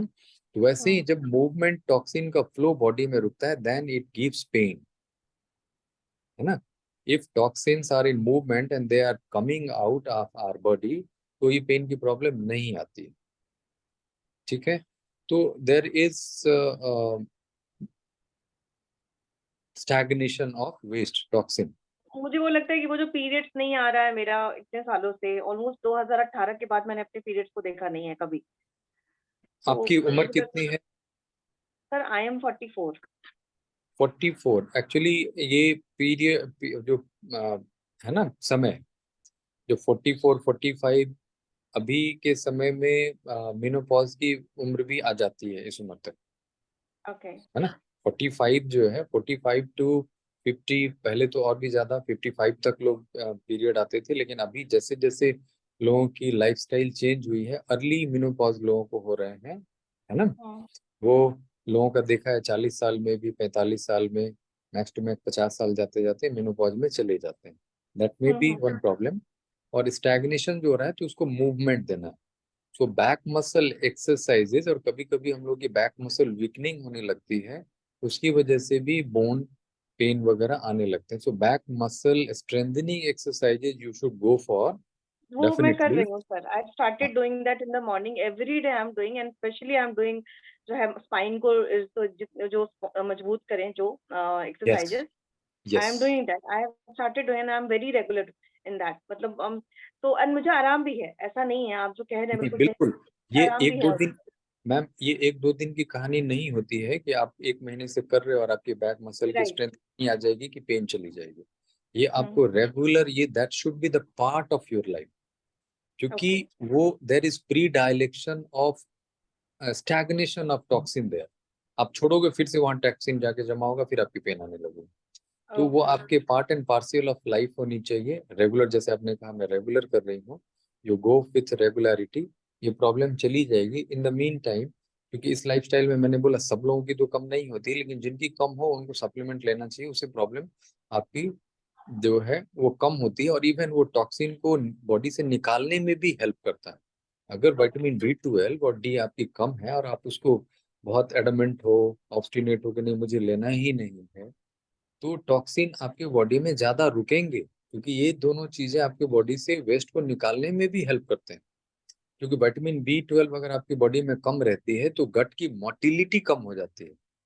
मोटिलिटी कम होगी तो यू विल फील कॉन्स्टिपेटेड, आपकी बॉवल पूप आउट अच्छी नहीं होगी. टॉक्सिन रुकेंगे तो वो ब्लड में जाएंगे तो आपको सिम्टम देंगे. सो ये बॉडी से टॉक्सिन को निकालने में भी हेल्प करती है. इवन विटामिन D2, क्योंकि calcium is very important for movement in the body. Calcium का रोल देखें तो vitamin D helps in absorption of calcium from our gut, even from our kidney, जो फिल्टर होते हैं कैल्शियम वहां से भी. तो अगर ये चीजें नहीं है, कम है, तो आपकी बॉडी से टॉक्सिन निकलने कम हो जाएंगे.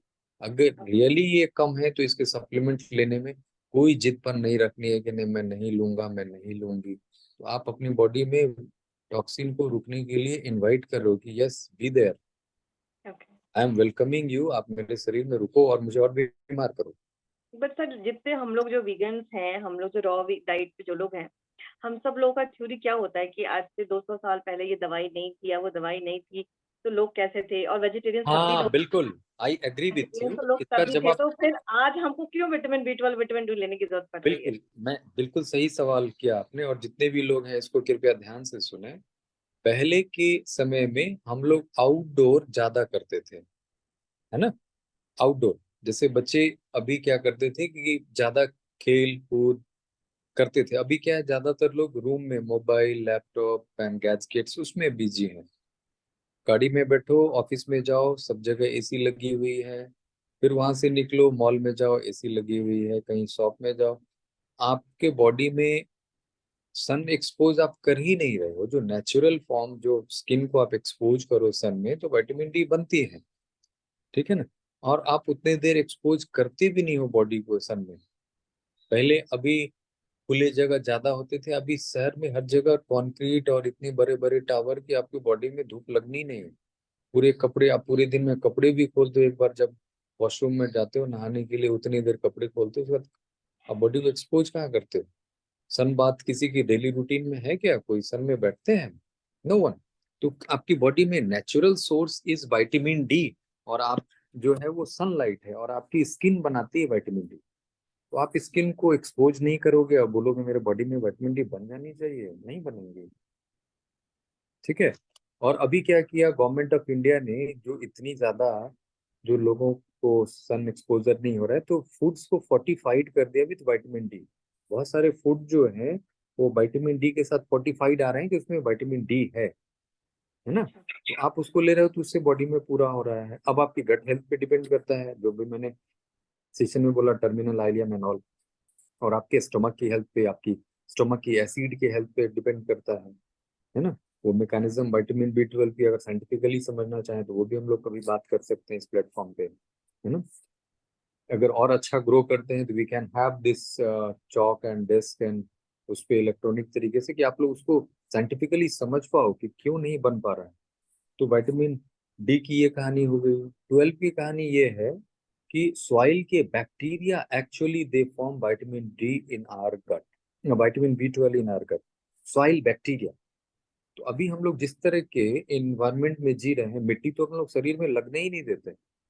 रूम में हो तो स्लीपर है, क्रक्स है, कुछ भी पहनते हो, पूरा सुबह से शाम तक डिटॉल और फिनाइल और पता नहीं एंटीसेप्टिक से घर को पोछा लगाते हो। सब्जियां लाते हो तो उसको हाइजीनिक तरीके से 10 बार उसको धोते हो।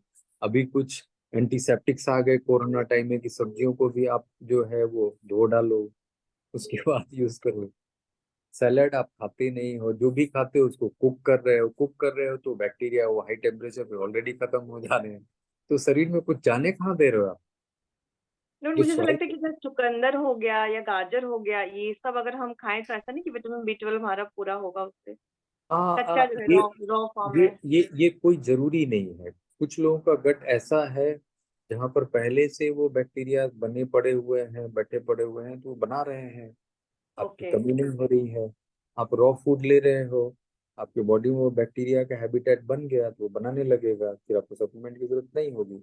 तो हर लोगों का गट अलग अलग तरीके से बिहेव करता है। Every individual is different. आप देखो कि एक का फिंगरप्रिंट दूसरे से नहीं मिल रहा है, इतने बिलियंस लोग हैं, एक का फिंगरप्रिंट दूसरे से नहीं मैच कर रहा है ना। वैसे ही गट का भी बिहेवियर अलग अलग लोगों का अलग अलग है। जैसे अभी किसी ने पूछा ना, कोई बीट खा रहा है उसको प्रॉब्लम नहीं हो रही है, कोई दूसरा बीट खा रहा है उसको गैस की प्रॉब्लम हो रही है, कॉन्स्टिपेशन हो जा रहा है, डायरिया हो रहा जा रहा है, ब्लॉटिंग हो रही है, गैस। तो एवरी इंडिविजुअल इज डिफरेंट, है ना। तो कुछ लोगों में वो बैक्टीरिया सेटल हो जा रहा है तो उनकी विटामिन B12 बन जा रही है। तो आप बोल रहे हो मैं ये खा रहा हूँ इसलिए मेरा ये बन रहा है तो मैं अब यही खाऊंगा मेरा भी बन जाएगा। It is not necessary, it is not necessary. ठीक है। और if it is deficient one should go for supplement in this diet, क्योंकि साइंटिफिक लिटरेचर बोलता है कि most of vegan they are deficient in vitamin D3 and B12, क्योंकि उसमें sources ही नहीं है। और अगर बन जाते हैं, इस पे जो बात की विटामिन डी के लिए, यस सन इज सोर्स, उसमें भी सन में आप बैठोगे भी तो आपकी बॉडी में गुड कोलेस्ट्रॉल होने जरूरी है, दैट इज HDL कोलेस्ट्रॉल। वो ओके। अगर अच्छे अमाउंट में नहीं, आप घंटों सन की लाइट में बैठे रहो, विटामिन डी आपकी बॉडी में नहीं बनना। सर अच्छा HDL के लिए sir I think so we have to do exercise and everything sir for good HDL। Many things are there that we can discuss all these things scientifically if as we grow in sessions, और सवाल आते गए इस पे तो और भी explore हम लोग कर सकते हैं अच्छी समझ के लिए। Thank you so much sir. सवाल तो बहुत है, सवाल हमारे खत्म नहीं होंगे। हाँ We'll keep बिल्कुल, मैं भी asking। जवाब देने के लिए हूँ, जो जानता रहूंगा बताऊंगा, जो नहीं जानता रहूंगा आई will look into it again. क्योंकि मैंने अपने घुटनों का दर्द सर ये धूप में बैठ के ठीक किया था लास्ट ईयर। मेरे को, मैं सीढ़ियों पर चढ़ती थी ना सर। आपने नहीं ठीक किया था, इस मैपन से निकल जाइए, आपने नहीं ठीक किया था, सॉरी, आपकी बॉडी ने ठीक किया था। मेरी बॉडी ने ठीक किया था।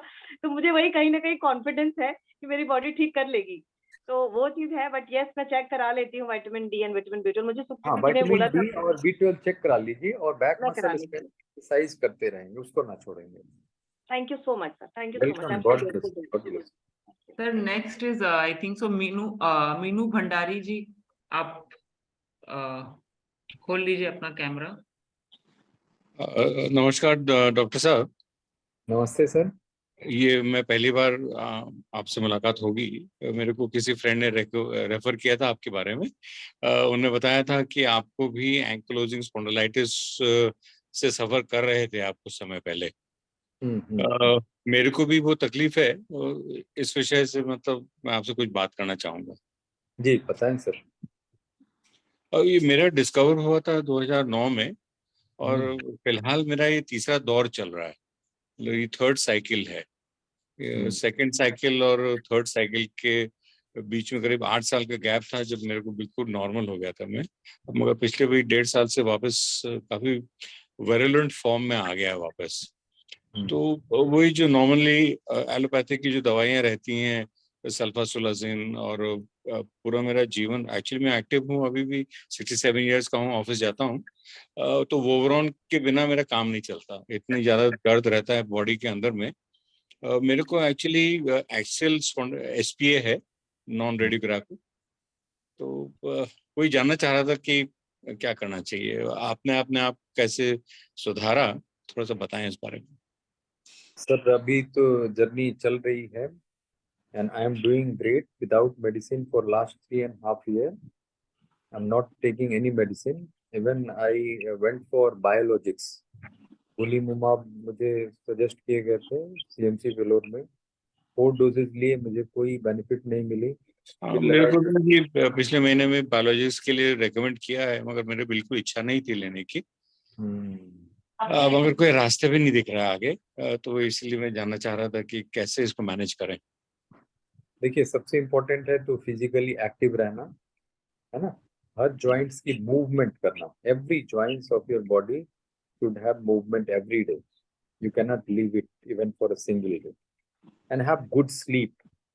स्लीप आपकी अच्छी होनी। एक स्लीप की बड़ी बहुत ही ज्यादा प्रॉब्लम है सर, क्योंकि रात में ही सब दर्द शुरू हो जाता है मेरा। ज्यादातर ऐसा देखा गया है कि मैं जब लेटता हूँ तो मेरा दर्द ज्यादा बढ़ जाता है, और फिर दिन भर मतलब स्लीप तो डिस्टर्ब ही रहती है पूरी हर समय। एक बहुत बड़ा इशू है। मतलब मुझे ऐसा लगता है कि 30 दिन में शायद एक बार होता होगा जहां पर रिलैक्सिंग नींद आती होगी। मैं लगातार 6 घंटे सो सकता हूँ, ऐसा बहुत ही कम होता है। मतलब हर 1.5-2 घंटे में नींद खुल जाती है मेरी। सर मैंने ऐसी रातें गुजारी हैं 4 साल, स्लीपलेस नाइट। जी। 3 बजे बिस्तर पे जाओ, दैट इज कैरेक्टरिस्टिक। आप when you retire in bed आपकी पेन बढ़ने लगती है। जी। आप एक्टिव हो दिन भर, ठीक है, ओके, जैसे ही बिस्तर में जाओ पेन बढ़नी शुरू होती है। इवन बिस्तर में करवट बदलने को भी मुश्किल होती है। बिल्कुल वही प्रॉब्लम है सर। हाँ, वो you need help from others कि मुझे करवट बदलवा दो, I am not able to move in bed. हाँ, वो जब मेरे को पहली बार हुआ था 2009-10 में, इतना ज्यादा शॉक्ड हो गया था 55 साल की उम्र में जाके इस तरह की चीज। Otherwise I was an active person, तो हेल्प की जरूरत पड़ती है। अब क्या हो गया, तीसरा दौर है ना, तो अपने आप को संभाल लेता हूँ किसी तरह से, और इंडिपेंडेंट रहने की ट्राई करता हूँ। जी सर, इसमें जो है ना, एक्चुअली दिस इज इन्फ्लेमेशन। हाँ, ये तो समझता हूँ सर। जी, है ना, तो इन्फ्लेमेशन को कम करने, तो इन्फ्लेमेशन को कम करने वाली चीजें जो भी हैं शरीर में, उसको सपोर्ट करना है, जो बॉडी अपना इन्फ्लेमेशन कम कर सके। जो आप वोबरिन ले रहे हैं वो एक्चुअली इज सप्रेशन, वो बस सिर्फ मास्क कर दे रहा है। बॉडी वही है, आपकी तकलीफ को फॉर द टाइम बिंग, जब तक दवाई की असर है, ठीक है, ओके, मैं ओके हूँ, लेकिन वो चीजों को भीतर भीतर, क्योंकि ये प्रोग्रेसिव डिजीज होती है, ये धीरे धीरे बढ़ती है और आपके बोन जॉइंट्स को फ्यूज करती चली जाती है। जी हाँ, वो प्रोसेस चालू हुआ है। हाँ, तो बोन जॉइंट्स, तो इसमें आपको grains actually it increases inflammation, specially wheat, और जिसको हम लोग बोलते हैं ग्लूटन एंड डेयरी प्रोडक्ट, ये इन्फ्लेमेशन को बढ़ाते हैं। ठीक है, तो आप अभी कुक्ड मील लेते हैं सर? क्या लेता हूँ? कुक्ड मील, पके हुए भोजन खाते हैं आप? हाँ हाँ, बिल्कुल सर।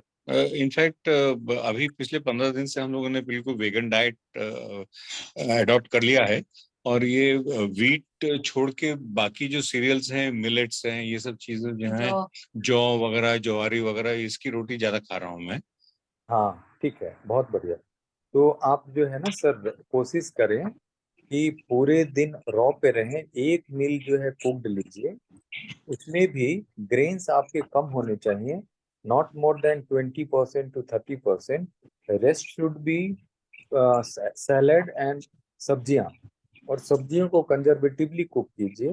कंजर्वेटिवली कुक करने का मतलब है कि उसको तेल में ना पकाएं, उसको पानी में पकाएं, और तेल का तड़का लगा सकते हैं, जैसे दाल में तड़का लगाते हैं, कम तेल के साथ छौंक लगाना, वैसे कर सकते हैं।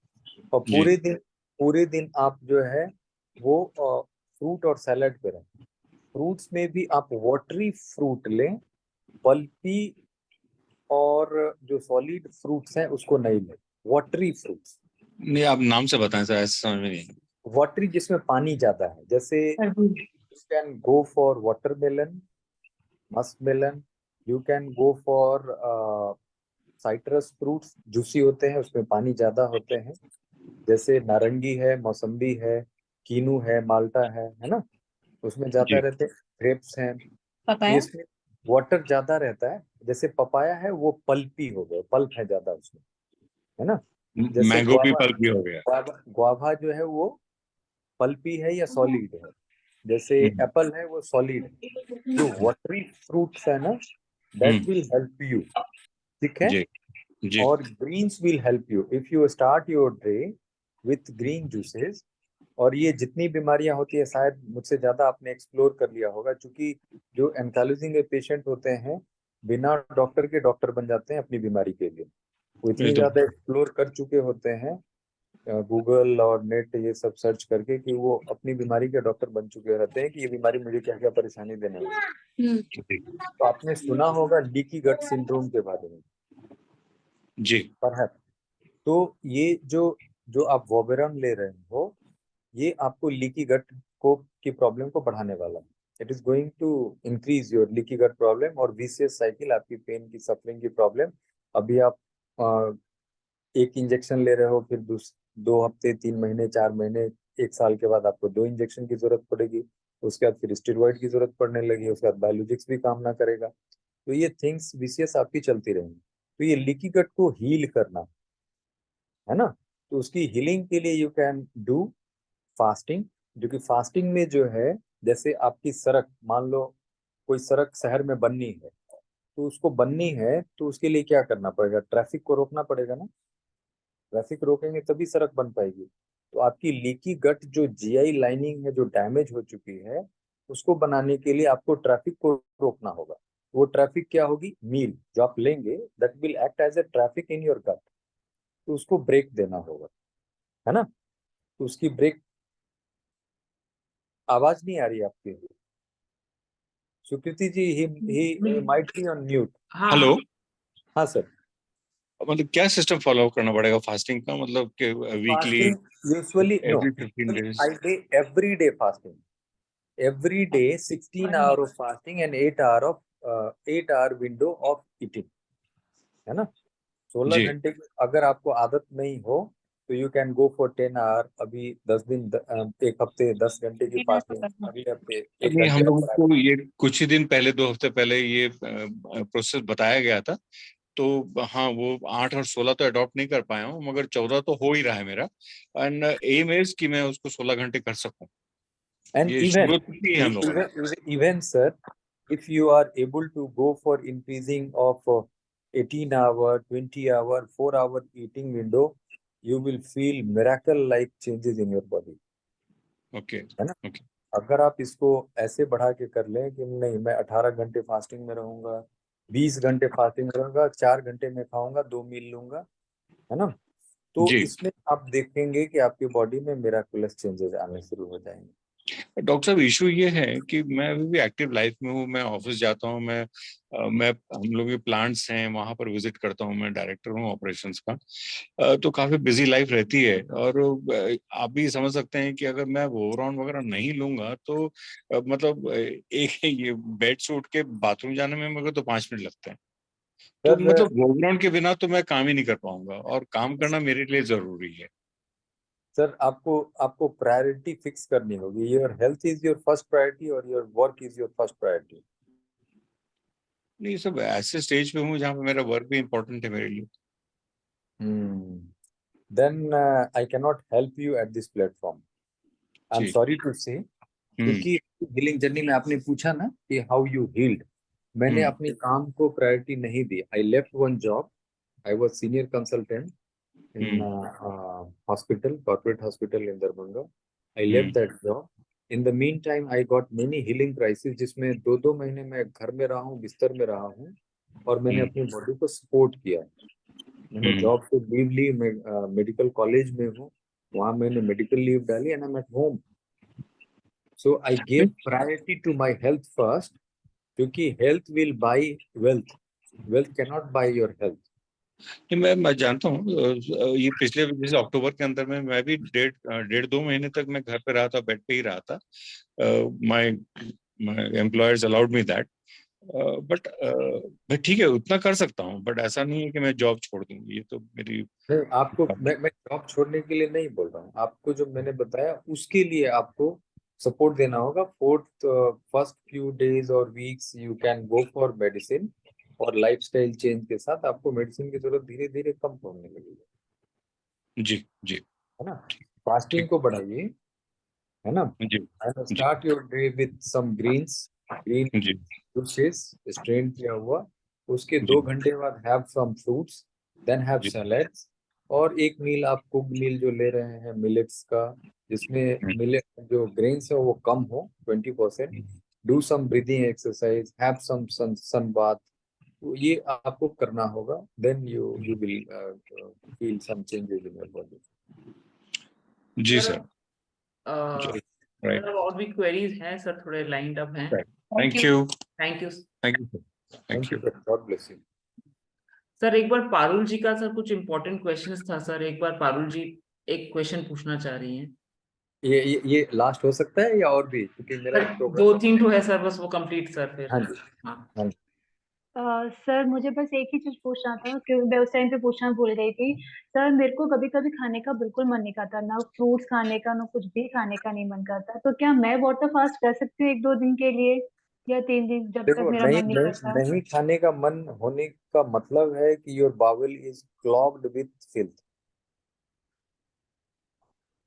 भूख न लगने की वजह है कि आपकी बाउल में गंदगी पड़ी हुई है, उसको समय देना है साफ होने हाँ से, तभी फिर बिल्कुल। appetite आपकी आएगी। Yes, you can go for but she fasting, is 3 months okay. Pregnant sir. No issues, no issues. Okay, तो I can go for water fast, but 1-2 दिन हाँ, के लिए ज्यादा एटलीस्ट, क्योंकि ज्यादा मुझे नहीं, वो फील हो रहा है कि 24 घंटे, मुझे खाने का मन नहीं है। 24 घंटे के लिए कर लीजिए, फिर देखिए, उसके बाद लिक्विड ले लीजिएगा 1 दिन 2 दिन, बॉबल हाँ क्लीन हो जाएगा, देन यू कैन गो। ठीक है। और सर मैंने अपना रिपोर्ट सुकृति जी को शेयर कर दिया है, वो जैसे ही आपको दिखाती है तो आप प्लीज मुझे बता दीजिएगा जल्द से हाँ जी, जल्द कि हाँ जी, विटामिन हाँ B12 लेना चाहिए या नहीं, और जी, कितना यस, mg का लेना है। Thank you yes, so much sir. Okay, God bless. Sir next है Indu ji sir. Hello sir, good evening sir. Good evening ma'am. मैंने लास्ट वीक आपसे बात की थी, इनको नेजल पोलिप्स का है, और देख मुझे अभी फिर डाउट लगा कि सच में मुझे नेजल पोलिप की प्रॉब्लम है, क्योंकि मुझे कभी कोई हेडेक नहीं हुआ, कभी साइनस में कुछ प्रॉब्लम नहीं हुआ, बस मुंह के अंदर बार बार मुझको आने की प्रॉब्लम है, बार बार बार। आई रिमेम्बर आपने कहा था मुझे। हाँ, तो बहुत काफी ठीक होता के बाद एकदम बहुत ज्यादा एक्सेस में ही आता है कि मैं पागल हो जाती हूँ, क्या क्या हो रहा है। नहीं, कल मैंने फील किया कि जब मैंने थोड़ा खाना खाया, जैसे मैंने स्टीम सब्जी की और मैंने वो खाया, वो शांत हो गया, जैसे मुंह का खाना थोड़ा शांत हो गया।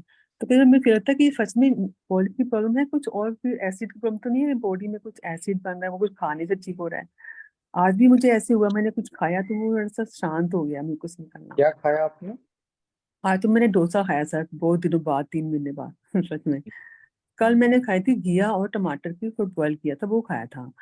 तो मुझे डाउट सा लगता है कि सच में वो नेजल पोलिप की प्रॉब्लम वजह से मुंह में बार बार वो आता है। देखिए देखिए मैम, मैं तो आपको यहाँ से नहीं देख सकता हूँ, क्योंकि नेजल पॉलिप के लिए I have to look into examine sir मेरे यू। पास स्कैन है, मैं भेज सकती हूँ आपको, सीटी स्कैन। हाँ, वो रिपोर्ट मुझे भेज दीजिएगा, and I will look into it, and then I will let you know what. Okay sir, okay sir. और मेरा 157 आया B12, D आया 23, तो मैं सप्लीमेंट स्टार्ट करूँ? हाँ बिल्कुल, दोनों ही कम है आपके। मैंने बताया इस प्लेटफॉर्म पे कि आपके अच्छे हेल्थ के लिए vitamin B12 should be between 400 to 600, D should be more than 50। तो ओल्ड एज में ऐसे भी बहुत इंपॉर्टेंट है, क्योंकि ऑस्टियोपोरोसिस होती है पोस्ट मेनोपॉजल वुमन में, तो बोन हेल्थ के लिए वैसे जरूरी है, वो सप्लीमेंट के लिए जाना चाहिए। ओके। और वैसे मैं फ्रूट डाइट ले रही हूँ 2.5 महीने से। मोशन मुझे आना शुरू हो गया, सुबह सुबह उठते ही 4-5 बजे मोशन हो जाता मेरा, वो तो मुझे फ्रूट डाइट में कभी कभी किन्हीं किन्हीं लोगों को सिक्रेटरी डायरिया बोलते हैं, वो होते हैं, है ना। तो मैंने कई बार बोला है कि मैं सिर्फ फ्रूट्स के लिए लोगों को नहीं बोलता हूँ, ग्रीन्स और सैलड्स इंक्लूड करने जरूर हाँ, बोलता हूँ। मैं ऐड कर रही हूँ, मैं ऐड करने वाली हूँ, आज से ऐड। उसको ऐड कीजिए, आपकी बॉवल हेल्थ भी अच्छी होने लगेगी। और HbA1c मेरा 5.8 है, वो ठीक है? HbA1c 5.8। हाँ, 5.7 से नीचे रहना चाहिए। 5.7 to 6.4 उसको इम्पेयर्ड ग्लूकोज टॉलरेंस बोलते हैं, यानी it is pre diabetic condition. But lab to lab vary करता है, कुछ लैब में कराएंगे पता चला वो 5.6। सर मेरा 3 साल पहले 9 था, 3 साल पहले 9 था। 5.9 नहीं, 9 पूरा 9 था। हाँ पूरा 9 था, it's okay, then it's okay, fine, nothing. Fruit salad से ही इम्प्रूव किया था उसने। इट इज हाँ ओके। 5.8 पे आ गया है। बस यही है, मुझे लगता है कोई और की प्रॉब्लम तो नहीं है एसिड की, जहाँ एसिड आ रहा है, जहाँ कोई मुंह में, जब मुझे कोई खाना, ऐसा तो नहीं है कि नहीं, मैं आपको ये रिपोर्ट गले गले में म्यूकस बनने के वो भी एक कारण होते हैं, ऐसे जिसको वो ऐसे करती है, तो ऐसे हाँ निकालना वो जबरदस्ती मुंह में। नहीं, गले में म्यूकस बनने के एक कारण गर्ड भी होते हैं, गैस्ट्रोएसोफेजियल रिफ्लक्स डिसीज, जिसकी वजह से म्यूकस गले में ज्यादा बनते हैं। एसिड रिफ्लक्स की वजह से भी ज्यादा गले में म्यूकस बनने शुरू हो जाते हैं। अब देखो इस तरह मैं मुंह के ऊपर आया, मैं चिपका हुआ मुझे, ऐसे टंग लगा के बाहर बाहर ऐसे करना, थ्रो करना पड़ता है। नहीं, आप मुझे रिपोर्ट भेजिएगा and then I will look into it. हाँ अगर कुछ ऐसा लगता है कि आपको सर्जरी ही जरूरत है तो मुझे बता दीजिए, अगर ऐसे ही ठीक हो सकता है तो मैं वैसे। ये मैम कई बार जो है ना, गैस्ट्रोएसोफेजियल रिफ्लक्स डिजीज की वजह से भी, एसिड की वजह से भी गले में म्यूकस बनते हैं, ओके है ना, उसकी वजह से भी म्यूकस बनते हैं। ओके ओके, पर ये हमारा नेचुरल ये ट्रीटमेंट सही है, जैसे इसी से ठीक हो जाएगा सर? हाँ बिल्कुल ठीक तो हो जाती है, अगर एसिड की प्रॉब्लम आपकी ठीक होगी तो वो भी ठीक हो यार जाएगी। 3 साल से बहुत, मैं ना कई बार डिप्रेशन में आई थी क्या, अभी नहीं, फिर आ आप रहा है, फ्रूट, आ रहा है, आप फिर आ रहा है। ना सैलेड इंक्लूड कीजिए, आपकी प्रॉब्लम कम होंगी, सैलेड इंक्लूड कीजिए and do it for a month or 2 and you see your symptoms। और सुबह का कोई धनिया का जूस भी लेना, स्टार्ट हाँ था बहुत, कर सकते, वो भी ऐड कर दूं? जी जी बिल्कुल। ओके, पालक तो इस मौसम में शायद नहीं आ रहा, धनिया का ले सकती हूँ, धनिया हाँ कड़ी ले पत्ता। सकते हैं, सिर्फ धनिया भी ले सकते हैं अलोन। धनिया में टमाटर भी डाल सकते हैं? धनिया के साथ टमाटर इज नॉट गुड, आप प्लेन धनिया लें, बेहतर है। और खीरे का ले सकते हैं, खीरा लें तो उसके साथ टमाटर मिक्स कर सकते हैं। खीरा टमाटर ले सकते हैं, और घिया टमाटर भी ले सकते हैं, घिया टमाटर? और नहीं, घी का वो नहीं, साथ में घिया अकेले लें। अच्छा घिया ठीक है, पहले ले। हाँ खीरा अकेले ले सकते हैं, गाजर ले सकते हैं, सुबह में कोई भी सब्जी का एक जूस ले लीजिए। सर और सैलेड में हम कोकोनट घी डाल सकते हैं क्या, सैलेड में? कोकोनट श्रेड्स डाल सकते हैं। कोकोनट गिरी आती है जो हार्ड वाली हाँ होती हाँ हाँ, गिरी गिरी उसको घिस है, के डाल सकते रेड बोलते हैं, अच्छा हैं। हाँ ज्यादा नहीं डालें, ज्यादा थोड़ा। नहीं डालें, नॉट मोर देन 50 ग्राम्स। ऐसे ठीक नहीं कि 150-200 ग्राम डाल लिया, वैसे नहीं, है, okay sir, not more than 50 grams. Okay sir, thank you so much. Next है टुम्पा जी और लास्ट है मारिया जी। टुम्पा। सर सर मेरा सवाल था, मैंने उस दिन एक चीट मील ले लिया था क्योंकि ऑप्शन नहीं था। क्या ले लिया था? चीट मील, मैंने कुक मील ले लिया। फिर मतलब कोई ऑप्शन नहीं प्रॉब्लम था क्या तो है पहले बताइए, आपको प्रॉब्लम क्या है? मतलब हाँ, कुक्ड मील लेने मैंने रात को लिया था, उसमें मैंने पनीर खा लिया था। और मतलब कि जब मैं सुबह उठी थी ना सर, तो स्किन पे ना इतना ग्लो था, पता नहीं कैसे, मतलब स्किन इतना टाइट टाइट लग रहा था। और मतलब इस चीज के लिए मुझे पूछना था, क्यों हुआ सर? इससे प्रॉब्लम आपकी बढ़ी, आसान हो गई, यू फेल्ट वेल? ना बड़ी नहीं, लेकिन वो सोरियासिस के जो पैचेस थे वो मतलब ऑयली ऑयली हो गया। इस मतलब मैं तो रॉ फूड पे हूँ, मतलब फ्रूट्स और सैलड्स ले रही हूँ अभी। क्या कितने दिनों से ले थोड़ा रही हैं? बहुत नारियल? कितने दिनों से ले रही हैं ये फ्रूट सैलेड? कभी कितने कभी दिन बीच बीच में 1 मंथ हो गया, और 2 मंथ हाँ हो गया। ठीक, हाँ हाँ ठीक है, आप इसको कंटिन्यू कीजिए। और आपने कोकोनट की बात की, वो आप ले सकते हैं, है ना, कोकोनट वही मीट जो पूछना था है कि मतलब जब ले मैं, सकते हाँ हाँ, मतलब उसमें तो थोड़ा बहुत फैट्स था, इसलिए शायद स्किन में इतना ग्लो कर रहा था, पता हैं। नहीं। आप ले सकते हैं, मैं बोलता हूँ कोकोनट मीट जो है सैलेड के साथ 50 ग्राम्स तक आप हर दिन ले सकते हैं, एवरी डे। अच्छा, और एक चीज पूछनी थी सर, व्हीट उसमें ग्रास जूस भी पी सकती हूँ, ग्रीन? हाँ ग्रीन जूस भी ले सकते हैं, उसमें हेल्दी फैट भी है, प्रोटीन्स भी है, अच्छे हैं, तो आप कोकोनट मीट हर दिन भी ले सकते हैं, एवरी डे, 50 ग्राम से ज्यादा नहीं। और उसमें anti bacterial property, anti viral property, बहुत सारी चीजें रहते हैं, that is very helpful, every day you can include in your salad. ठीक है ना? टुम्पा हो गया तुम्हारा क्वेरी? और सर हाँ, और सर व्हीट ग्रास जूस ये क्या ले सकती हूँ? बिल्कुल ले सकते हैं, बिल्कुल ले सकते हैं, but that should be the first meal of the day, अच्छा, वो सुबह ले है ना? व्हीट ग्रास आप ले सकते हो जूस, लेकिन वो पहला मील होना चाहिए, पहला ड्रिंक होना चाहिए जब आप फास्टिंग ब्रेक करते हो, तो start with wheat grass. Sir what should be the quantity of the wheat grass? बहुत ज्यादा लेने की सर जरूरत नहीं है, that should not be more then कितना सर? 50 to 100 ml, उससे ज्यादा की जरूरत नहीं है। और पानी डालना पड़ेगा? हाँ, 50 ml तक आपको व्हीट ग्रास जूस निकल गया, और उसमें आप उसको डाइल्यूट कर लो 50 ml और 100 ml वाटर से, फिर उसको धीरे धीरे सिप सिप करके लो, है ना?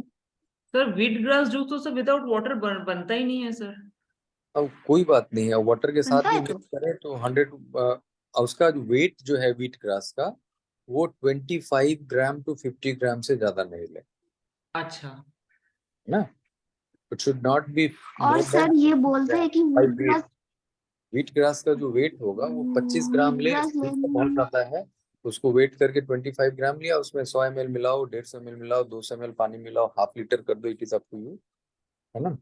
तो उसको डाइल्यूट कर लो 100 ml 200 ml वाटर में, उसके बाद उसको स्ट्रेन करके फिर आप उसको लीजिए। By weight should not be more than max to max 50 gram, उससे ज्यादा नहीं यूज करना, ठीक है ना? ठीक है सर। और पूछना था, भूल गई। Sir next is Maria ji sir. Good evening sir. हाँ, वेरी गुड इवनिंग। सर मैंने पहले भी बात करी थी आपसे। सर एक दिन मैंने कैरेट खाई और मारिया जी माउथ आपका पूरा वीडियो खराब हो गया। अगर आप खोल सकते हैं तो। आपने कैरेट खाई, फिर? सर पूरा माउथ खराब हो गया। खराब हो गया मतलब रेड टंग वांग सब कुछ। वैसे भी सेंसिटिव माउथ और सेंसिटिव गट ही है सर, IBS है सब कुछ। और सर फिर ठीक है, मैंने इतना ध्यान नहीं दिया। नेक्स्ट डे फिर मैंने खाया मेलन सर। अब थोड़ा सा मुझे लग रहा था कि वैसे तो मैं स्मूदी ले रही थी पर मुझे आलस आ रही थी, तो मैंने मेलन वैसे ही खा लिया, उसको स्मूदी नहीं बना। तो सर लिटरली और क्या ज्यादा चीज पूरा खाया? मेलन स्वीट मस्त मेलन, वो मेलन हाँ मेलन मेलन हाँ, गलत है, हाँ। खरबूजा। तो सर वो लिटरली पूरा माउथ और ज्यादा पूरा रेड ब्लिस्टर्स पता नहीं, और टंग तो इतनी ज्यादा कट गई कि उसमें से हल्का हल्का ब्लड लिटर। और फिर वो ठीक होने में काफी। तो सर ये हार्ड इस वजह से मतलब मेरा माउथ नहीं सहन कर पाया। वैसे भी मतलब कलर्ड ग्रेप्स वगैरह ये तो मैं नहीं खाती हूँ, जैसे red grapes I can not eat, और कलर्ड जैसे जामुन ये सब तो प्रॉब्लम देता ही। तो सर ये अवॉइड ही करना है मुझे लाइक। अभी जब तक बॉडी आपकी हीलिंग मोड में नहीं चली जाती, हील नहीं कर जाती है, जब जो चीज डाले अगर परेशान कर रही है तो उसको नहीं डालिए कुछ दिन के लिए, कुछ महीनों के लिए। लेकिन ग्रीन्स आपको नुकसान ना करेगा। अगर आप ग्रीन जूसेस ले रहे हैं वो आपको नुकसान नहीं कर रहा होगा। आपने लिया है क्या? सर अभी मैंने जूसेस नहीं स्टार्ट किया है। Actually I don't have juicer, I have to arrange one. तो इसलिए जूस में मिक्सी ब्लेंडिंग नहीं, मिक्सी में भी, ब्लेंडिंग हाँ ब्लेंड कर, ब्लेंडिंग हाँ अगर ब्लेंडर है तो करके। उसमें भी ले सकते हैं। जी जी ब्लेंड जी। कर लीजिए, उसको स्ट्रेन कर लीजिए, लेकिन ब्लेंडर के साथ क्या है, उसको तुरंत यूज करना है। और जो कोल्ड प्रेस स्लो जूसर होता है उसके juices you can store for even 6 hour, 6 hour तक वो फर्मेंट नहीं करते, है ना? ठीक है। और जो अच्छा ब्लेंडर है, जूसर है, जो हाई RPM होता है रोटेशन, तो वो जूसेस गर्म हो जाते हैं, तो वो अच्छा तुरंत से फर्मेंट हो जाते हैं। तो आपको फ्रेश बनाना है, फ्रेश पीना है। Cold press okay sir. Juicer जो है, मान लीजिए आप वर्किंग है, आप घर से बाहर जा रहे हो, जैसे मैं, मेरे पास कोल्ड प्रेस जूसर है, मैं अगर ग्रीन जूस लूँ, सुबह सुबह मैं 10 बजे निकल जाता हूँ, मैं फास्टिंग यूजुअली 12 बजे तक कर रहा हूँ, हाउ आई कैन डू, तो मैं उसको कोल्ड प्रेस जूसर में करके फिर लेके जाता हूँ क्लिनिक, फिर वहां लेता हूँ। तो मेरी फास्टिंग ब्रेक करने की टाइम होती है या जैसे हंगर आती है उस हिसाब से वो 6 घंटे तक फ्रेश रहता है, तो ठीक है? सर अगर जैसे कैरेट्स लेना है तो उसको ब्लेंड करके और उसको मैं छान लूं, वैसे ले सकती हूँ कैरेट हाँ जूस करके। हाँ, वैसे भी ले सकते हैं। और सर फर्मेंट्स कभी कुछ भी नहीं खाना चाहिए, जो फर्मेंटेड वेजिटेबल्स की बात होती है वो रॉ में कभी नहीं इंक्लूड करना चाहिए, बहुत ये सारे किसी को भी नहीं। नहीं, रॉ कुछ कुछ फर्मेंटेड भी होते हैं। फर्मेंटेड कहने का मतलब है कि वो आपकी गट की बैक्टीरिया को बढ़ाते हैं। देयर आर मेनी फूड जो रॉ, जैसे सॉकरेट करके है ना, यस वो सर। रॉ सर होता है। वैसे हम जैसे कैबेज, किसी कैरेट, किसी भी वेजिटेबल को कर सकते हैं फर्मेंट, किसी भी ऐसा? हाँ कर सकते हैं, कर हाँ। सकते हैं, but you can try it. आपकी बॉडी उसको लेने के बाद how it feel, that you have to look. If your body feels good with that, you can go for it. क्योंकि अगर फील गुड कर रहा है इसका मतलब गट की हेल्थ को वो अच्छा कर रहा है, इसलिए यू आर फीलिंग गुड, है ना। अगर वो आपको अच्छा फील नहीं करा रहा है इसका मतलब वो गट की हेल्थ को खराब कर रहा है। You can try it, you can make it, और उसको ट्राई करके देखिए, है ना। बीट रूट से भी बनते हैं, कैरेट से भी बनते हैं, कैबेज से भी बनते हैं फर्मेंटेड फूड। आप उसको करके you can go for it, try कर सकते कुक खाने वालों के लिए भी यही है कि उनको सूट करे तब ले और सूट ना करे तो ना ले। हैं। बिल्कुल यही करना चाहिए, डेफिनेटली।